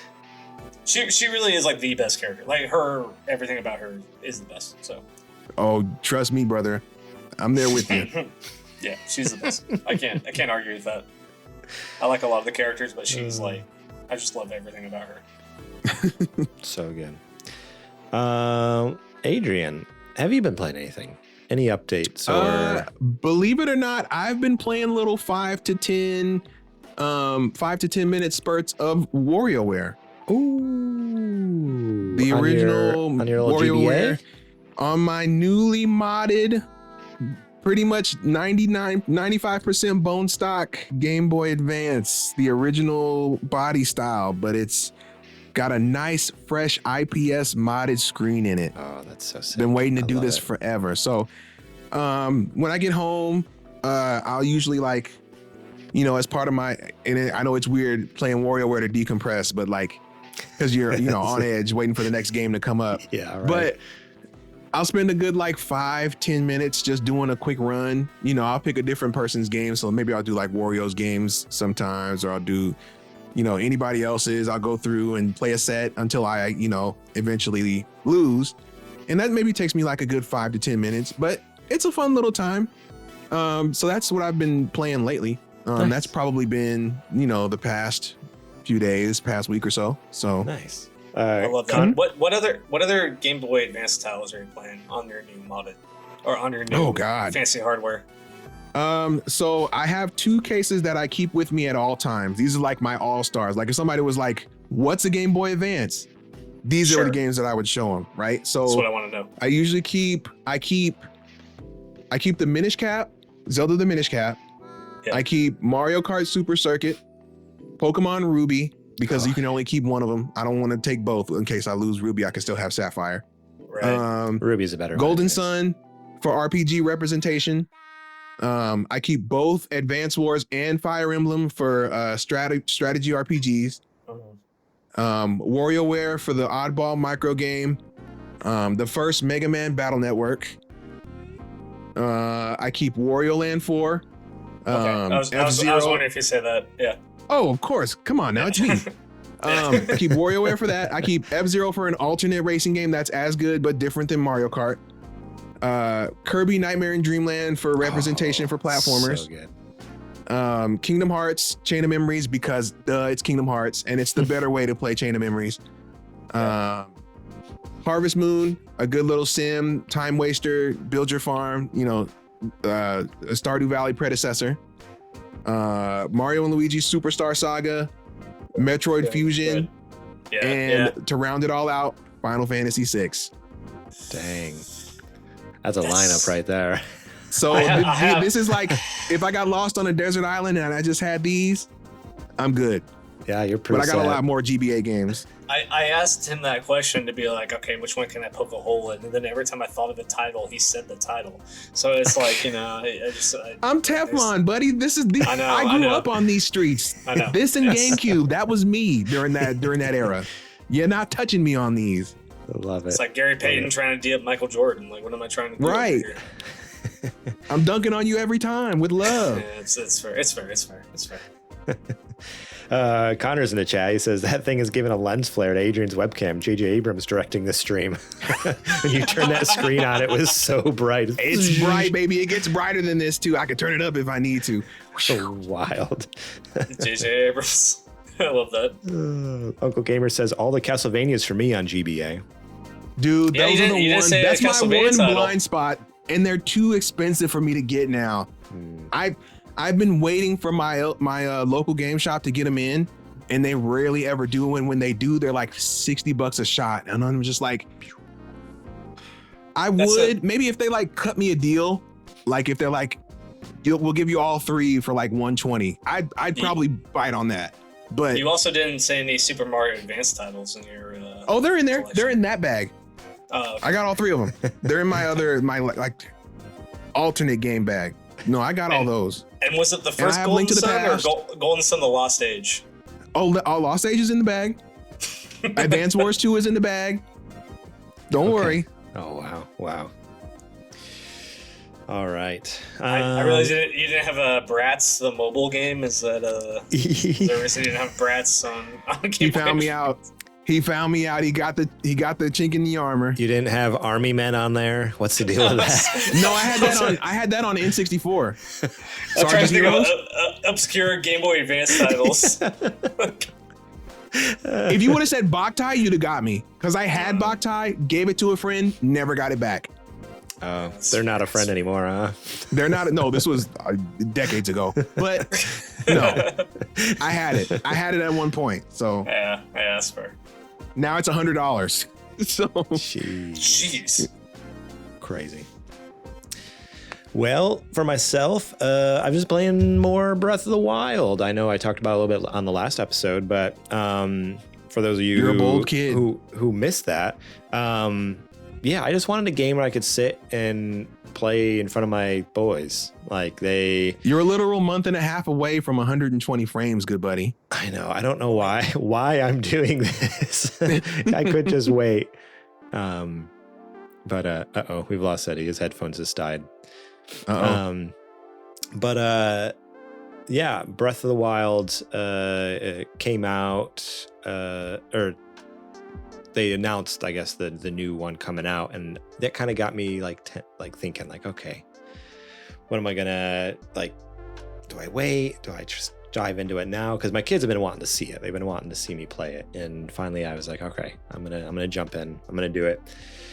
And when I fired it up, they immediately were just like so enthralled by this world and everything about it. Like they were so stoked to finally be seeing it. And so we've been playing it now for a couple more weeks, and we've left the what's it called, the Great Plateau or whatever. The Great Plateau. So we're down in the mainland, and it's been so much fun playing this game with them, because the way we're doing it is I'm kind of letting them direct me. I'm like, all right, what direction do I go? Where are we gonna go? What are we gonna do? And then even when we get places, I'm like, all right, how are we going to tackle this? So we come across like a bokoblin camp, and I'm like, all right, what do I do? And Griffin's like, throw bombs. I'm like, all right, every time throwing bombs. Let's see what happens. We need to catch some fish. What do we do? Throw bombs. Throw bombs. What you can do? Can we have the conversation about whether or not Tears of the Kingdom is better than Breath of the Wild? We can. It's not. They're equal. I think that's a fair way to look at it. I definitely like Breath of the Wild more, but that's only because I didn't really give Tears of the Kingdom a fair enough shake. I don't think I didn't play it for that long. I played it a bit. For me, the building mechanic was cool, but overwhelming. It was a lot. I was like, I kind of like the simplicity of Breath of the Wild, where it's just like. Is it fair to say that Tears of the Kingdom was almost 15 pounds in a 10-pound bag? Yeah, in a sense. I don't know if it's too much, though. That's the thing. I feel like they almost had to, because of how big Breath of the Wild is. It's almost like if you didn't make too much, people would say, I mean, they already are saying it's the same thing, right? Right. But if you don't overdo it, it'll be harder for the mainstream audience to see exactly that this is like, there's something new here. So you almost have to overdo it to sell it as like, this is not the same thing. Because what? God of War Ragnarok got railroaded for that because people were like, oh, it's the same game. If you play the game, it's obviously not the same game, right? I like to think, speaking of Golden Sun, that's a great analogy, right? Because Golden Sun and Golden Sun 2 are technically one big game. They just couldn't get it finished in time. That's why it is 1 and 2. And I think this is the same thing. I think these two are one big game that are just split between eras. So that's why I say I don't think one is better than the other. To me, it's all one big game. It's just different stories and different play styles happening between. It's like, thank you, Brain. This is the new Zelda. This is disc 1 and disc 2. Okay. That's what it is to me. Yeah. Like a part 1, part 2, part A, part B kind of thing. Like they are one and the same, really. Yes. But if you were to rank them, how would you rank them? If I, gun to my head, had to rank them, because of the impact, I would put Breath of the Wild before Tears. As a game, mechanically, Tears is better than Breath of the Wild. Sure. If I'm arguing with my own opinion that I get to make, they're even. They're equal. I do not like one more than the other. I think they are exactly the same rating in my eyes. It's so interesting because, like, because if you think of the engine of Zelda, like, it's the same engine, right? Right. But somehow they're able to squeeze more out of it. How did they do that? Right. But if you think of Ocarina and Majora, same engine, same deal, but completely different experiences. Like, yes, that is not a disc 1, disc 2. Those are two separate games. Right. Breath and Tears are disc 1, disc 2. Right. This is really funny. It's really interesting to look back on these things and think about it because, I mean, Tears is an incredible game. Incredible. I'll never forget both of them. I'll never forget walking out into the Great Plateau in part 1. Or in Breath of the Wild. See, I'm already doing it. I'm already associating it like that. In Breath of the Wild, I'll never forget walking out onto the plateau. And in Tears of the Kingdom, I'll never forget some reason choking up when you do the free fall into the water in the beginning. The first free fall. That's pretty cool. Yes. Pretty cool. I don't know what it was about it. It was just maybe like it was the emotion. Like, we've been waiting for this for a long time. Yeah. It was beautifully set up. The music started kicking in. It, the art style, everything was just hitting at the same time. And the swell comes in. You're just like, games are cool, man. 100%. Yeah, that's like starting up Breath of the Wild. Like, I immediately felt that. I was just like, oh man, this game's so freaking good. Like, I love this. Like, that opening where the camera pans back and just like the music swells up. I'm like, yes, this game is so good. Cool. I love it. People have the nerve to say that game is mid, and it's like it doesn't deserve the hype it gets. Are you crazy? Are you nuts? No. Wow, we got Uncle Gamer in the chat over here saying they equally suck. He doesn't like either one of them. I'm thinking that's the horrible rage bait, Uncle Gamer. Horrible. Try better. Try harder next time. It's okay if you want to be contrarian, but that's a bad take. It's just rage bait. Since we're kind of riffing, Zelda movie, what are we gonna get? I don't know. I'm not. It's a live action, right? Enthused. It's supposed to. Isn't that what it is? It's a live action one. Yes, and it's the guy who wrote. Didn't he write episode 9? I think they said he wrote that, or he wrote like Batman and Superman as well. And I'm like, and somehow Ganon great returned. Credentials. Yeah, I don't know if I want exactly somehow Ganon return. Well, what is it? I don't know anything about what they want to do with the story, but it's obviously an IP that's near and dear to my heart. I don't know much about what's going on with it, but I'm just curious. Like, what are your guys' thoughts? I think there's a right way and a not right way to do something like this.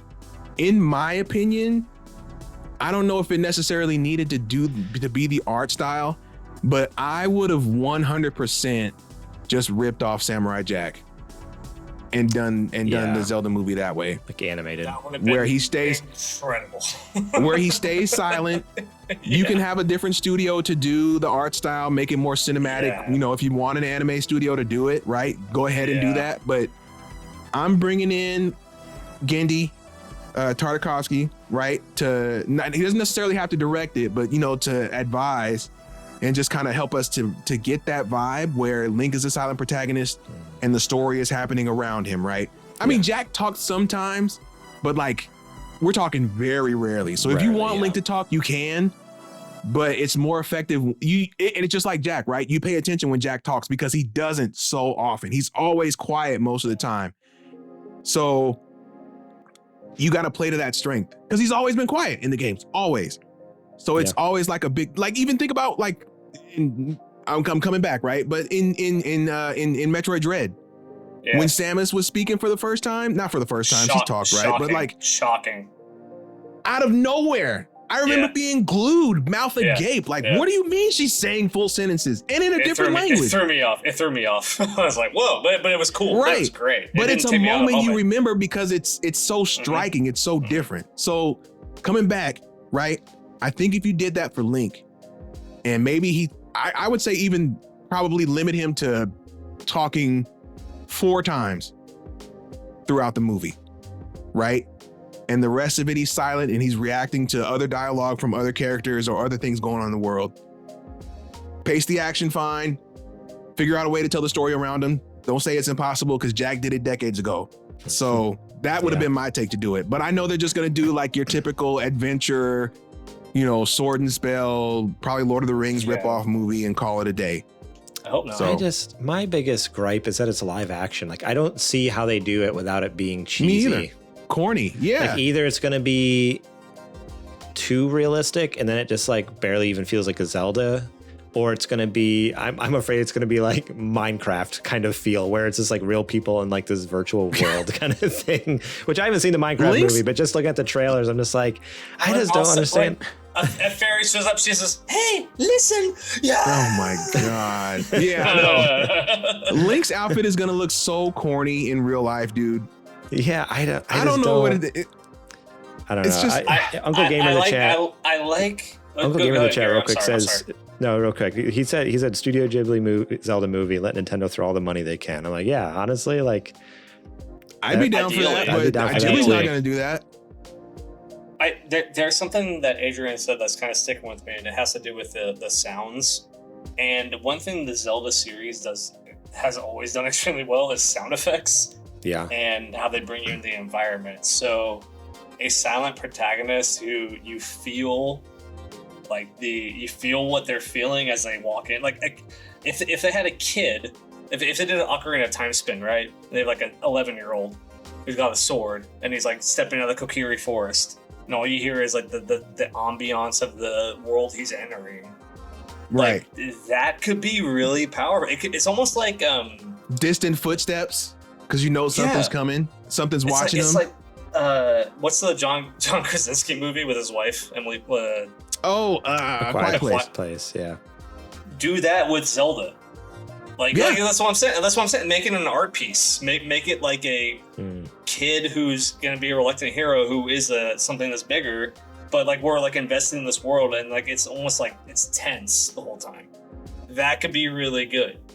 Yeah. But I don't know where they're gonna go with the movie, but that's my ideal version of like because that's what Link is. Link in any iteration of Zelda, he's just a kid who is the chosen one. Or he's he's someone that's just a humble farmer or he's just a regular guy. He's just kind of thrust into these crazy adventures. But it's that classic tale of good versus evil, which is like, and I told the boys before the recording, I took my nephew to see Revenge of the Sith, and Star Wars has always been that classic story of good versus evil. You know, it's like that's what we grew up on, right? And that's kind of Zelda is always kind of parallels Star Wars to me, where it's like the protagonist who's very like just for good, doesn't talk much, and the evil is very evil. It's like, you know, it doesn't have to be much more nuanced than that. So why can't the Zelda movie be that? You know what I mean? Yeah. I don't know. I worry. I worried about Mario, and it turned out to be a fun time. Is it a cinematic masterpiece? Of course not, right? No, but yeah.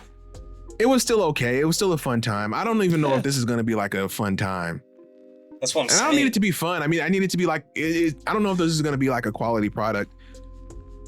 So it makes me nervous. I guess I'm curious what their target audience is. Because like with Mario, it's very obviously like a kid's movie. But like with this Zelda live action, I wonder if it might be, are they planning to go darker? Like for more like teen to adult instead? Or like instead of for kids? But teenagers aren't playing Zelda.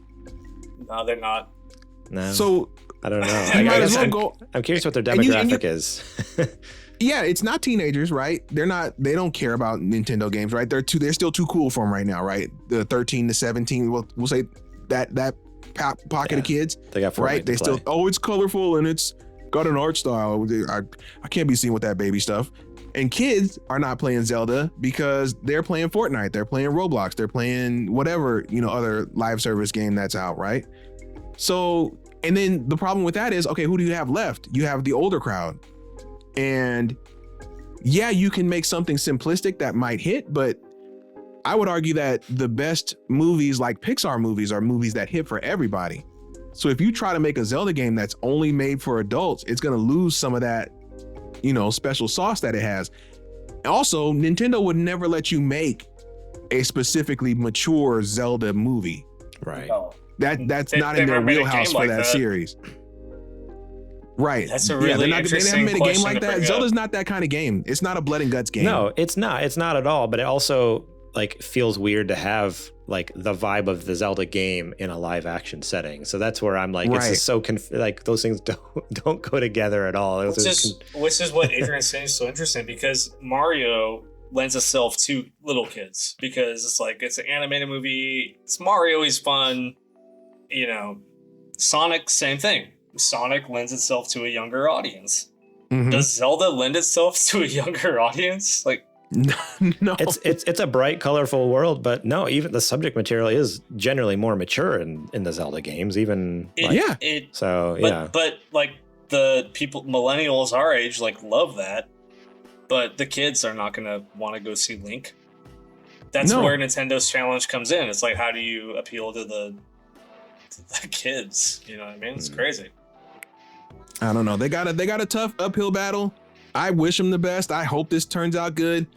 But just some of the crew announcements on it immediately makes me wary and makes me concerned. So we'll see. I don't know. I don't know how this is going to shake out, but I genuinely hope that they, I wish them the best, because I need my Metroid movie and I need my Star Fox movie. And that's the only way we're going to get them, is if this goes off as well as Mario. So we got to get through Mario. We're good. We got it there. Then Zelda, right? And then obviously they're pushing for Donkey Kong, right? There's a Donkey Kong game coming out. They just did Donkey Kong expansion in Universal Studios. So there's for sure a Donkey Kong movie coming. So let's get these three out the way. Yeah. And then we can get Metroid, right? That's the next obvious pickup. Either that or Kirby can be a good kids movie. One of those two.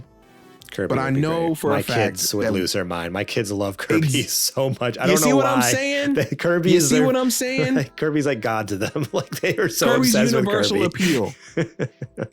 And then Adrian can do this Earthbound movie and be happy. Oh my God. Could you imagine how that's either going to be a masterpiece or a disaster? There's no in between with Earthbound. There's no in between, because I feel like the only way you can do that is if you have the team that originally made Earthbound to come in and supervise it, because they know exactly how weird and how quirky to make it. Everybody else is just going to try to do an imitation of it, and it's going to fall flat. I need the people who wrote it and made it to be on board for this. Just to make you mad, Adrian, Earthbound, directed by James Gunn. Hold on. I don't know. Wait, no, I say that, but did you see the newest Suicide Squad? Because that had a lot of weird stuff in it too. I know. I actually liked that. But everyone, so many of my friends did not like this James Gunn Suicide Squad, but I thought it was really good. I thought it was great. I thought it was really good too. I thought it was a fun time. And it had a lot of weird stuff in it. So I'm like, Pair James Gunn up with the original Earthbound team. Let's see what we get. We might get a good Weird Al movie. I'm down. He's making too much with DC now.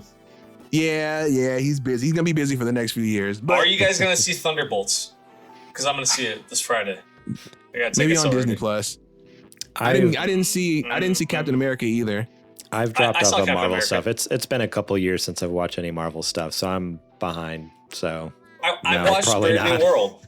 I watched Brave New World. And it was okay, right?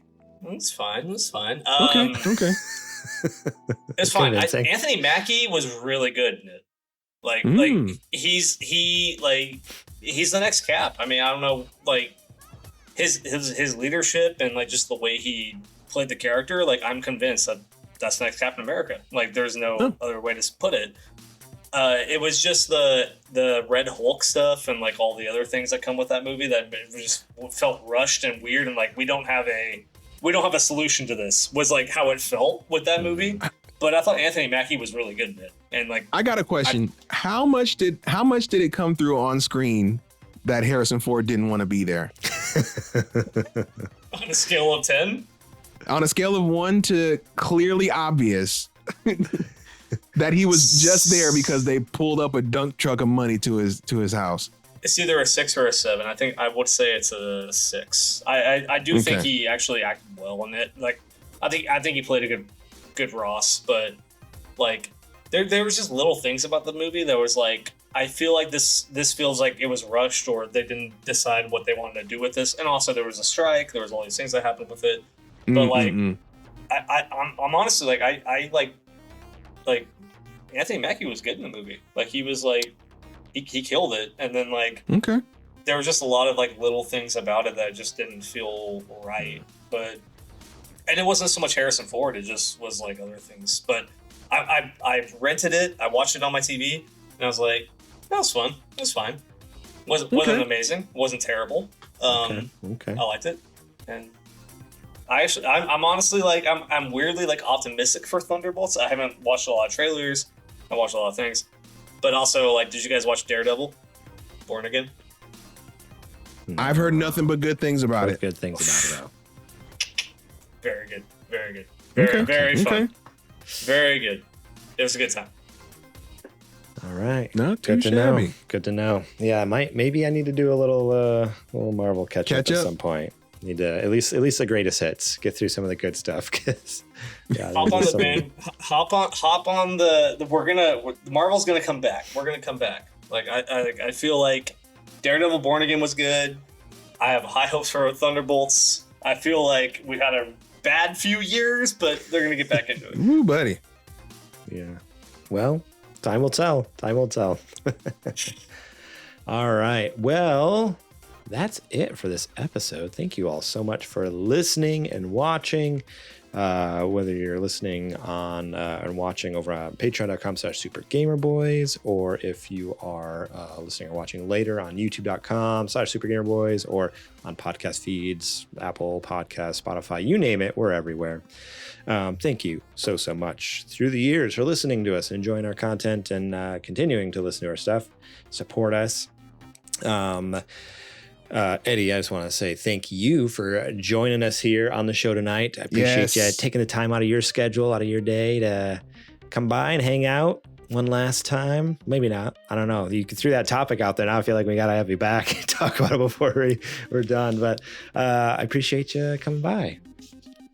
Maybe it'll happen, maybe not. But I always love talking to you guys. And, you know, I was a listener from a long time ago, as Garrett knows. So the very, very happy to support you guys for everything, and thanks for all the memories, and I love you guys. That's all I'll say. Yeah, we love you too, good buddy. All right, and let's see what else we got here in the outro. I don't know why lately intros and outros have been so hard for me. If you've listened to the most recent, like, Super Later Boys, was a wreck. I just did not know what I was doing. But I guess you can also support us at sgbstore.com. Get your merch before it's gone. Actually, I'm going to be honest, I don't know if I'm going to take it down. I'll probably just leave it up. It's free to have the shop. So go get some merch, though. If you're really missing us, go get a t-shirt, get a hoodie. It'd be I know I'll be replacing my stuff when it wears out. Shout out to Jack, Sriracha, Yate, and DJ Trooz for allowing us to use their music on this show. You can find them over on Apple Music and Spotify. Links will be in the show description. Make sure to check those out. You can find us during the week over at supergamerboys.com, Twitter and Instagram at supergamerboys. I am on Twitter and Instagram at gmorlang. Adrian, where can the fine folks find you at? You can find me any and everywhere on this here internet at Homeboy. And then, Eddie, is there any place you want people to follow you, or no? Are you anti-social Follow media? in the class, students. Yeah. If you're listening to this, go to cool school. Be cool and go to school. Go to class. There you go. I'm hot-headed, but if a student does try to follow me, my stuff is set to private, so you can't follow me, suckers. Suckers. All right, and with that, that's it. That's the end of the show. So, Adrian, you mind taking us out? Yes, of course. Folks, thanks for hanging out with us for another episode of the Super Gamer Boys podcast. As always, and always will be, we have and will always appreciate any support that you've chosen to give us, whether it's being here for the live recording, watching on YouTube, or listening to the VOD, picking up merch, or just telling a friend. It all has helped us get to where we are through this illustrious 7-year run. And we couldn't be more appreciative of all your support, all the way up until the very end. So until next time, we are the Super Gamer Boys. And we'll catch you on the flippity flop. Not too shabby, fellers. Not too I didn't think we were shabby going to at all. Marvel Town, but there we are.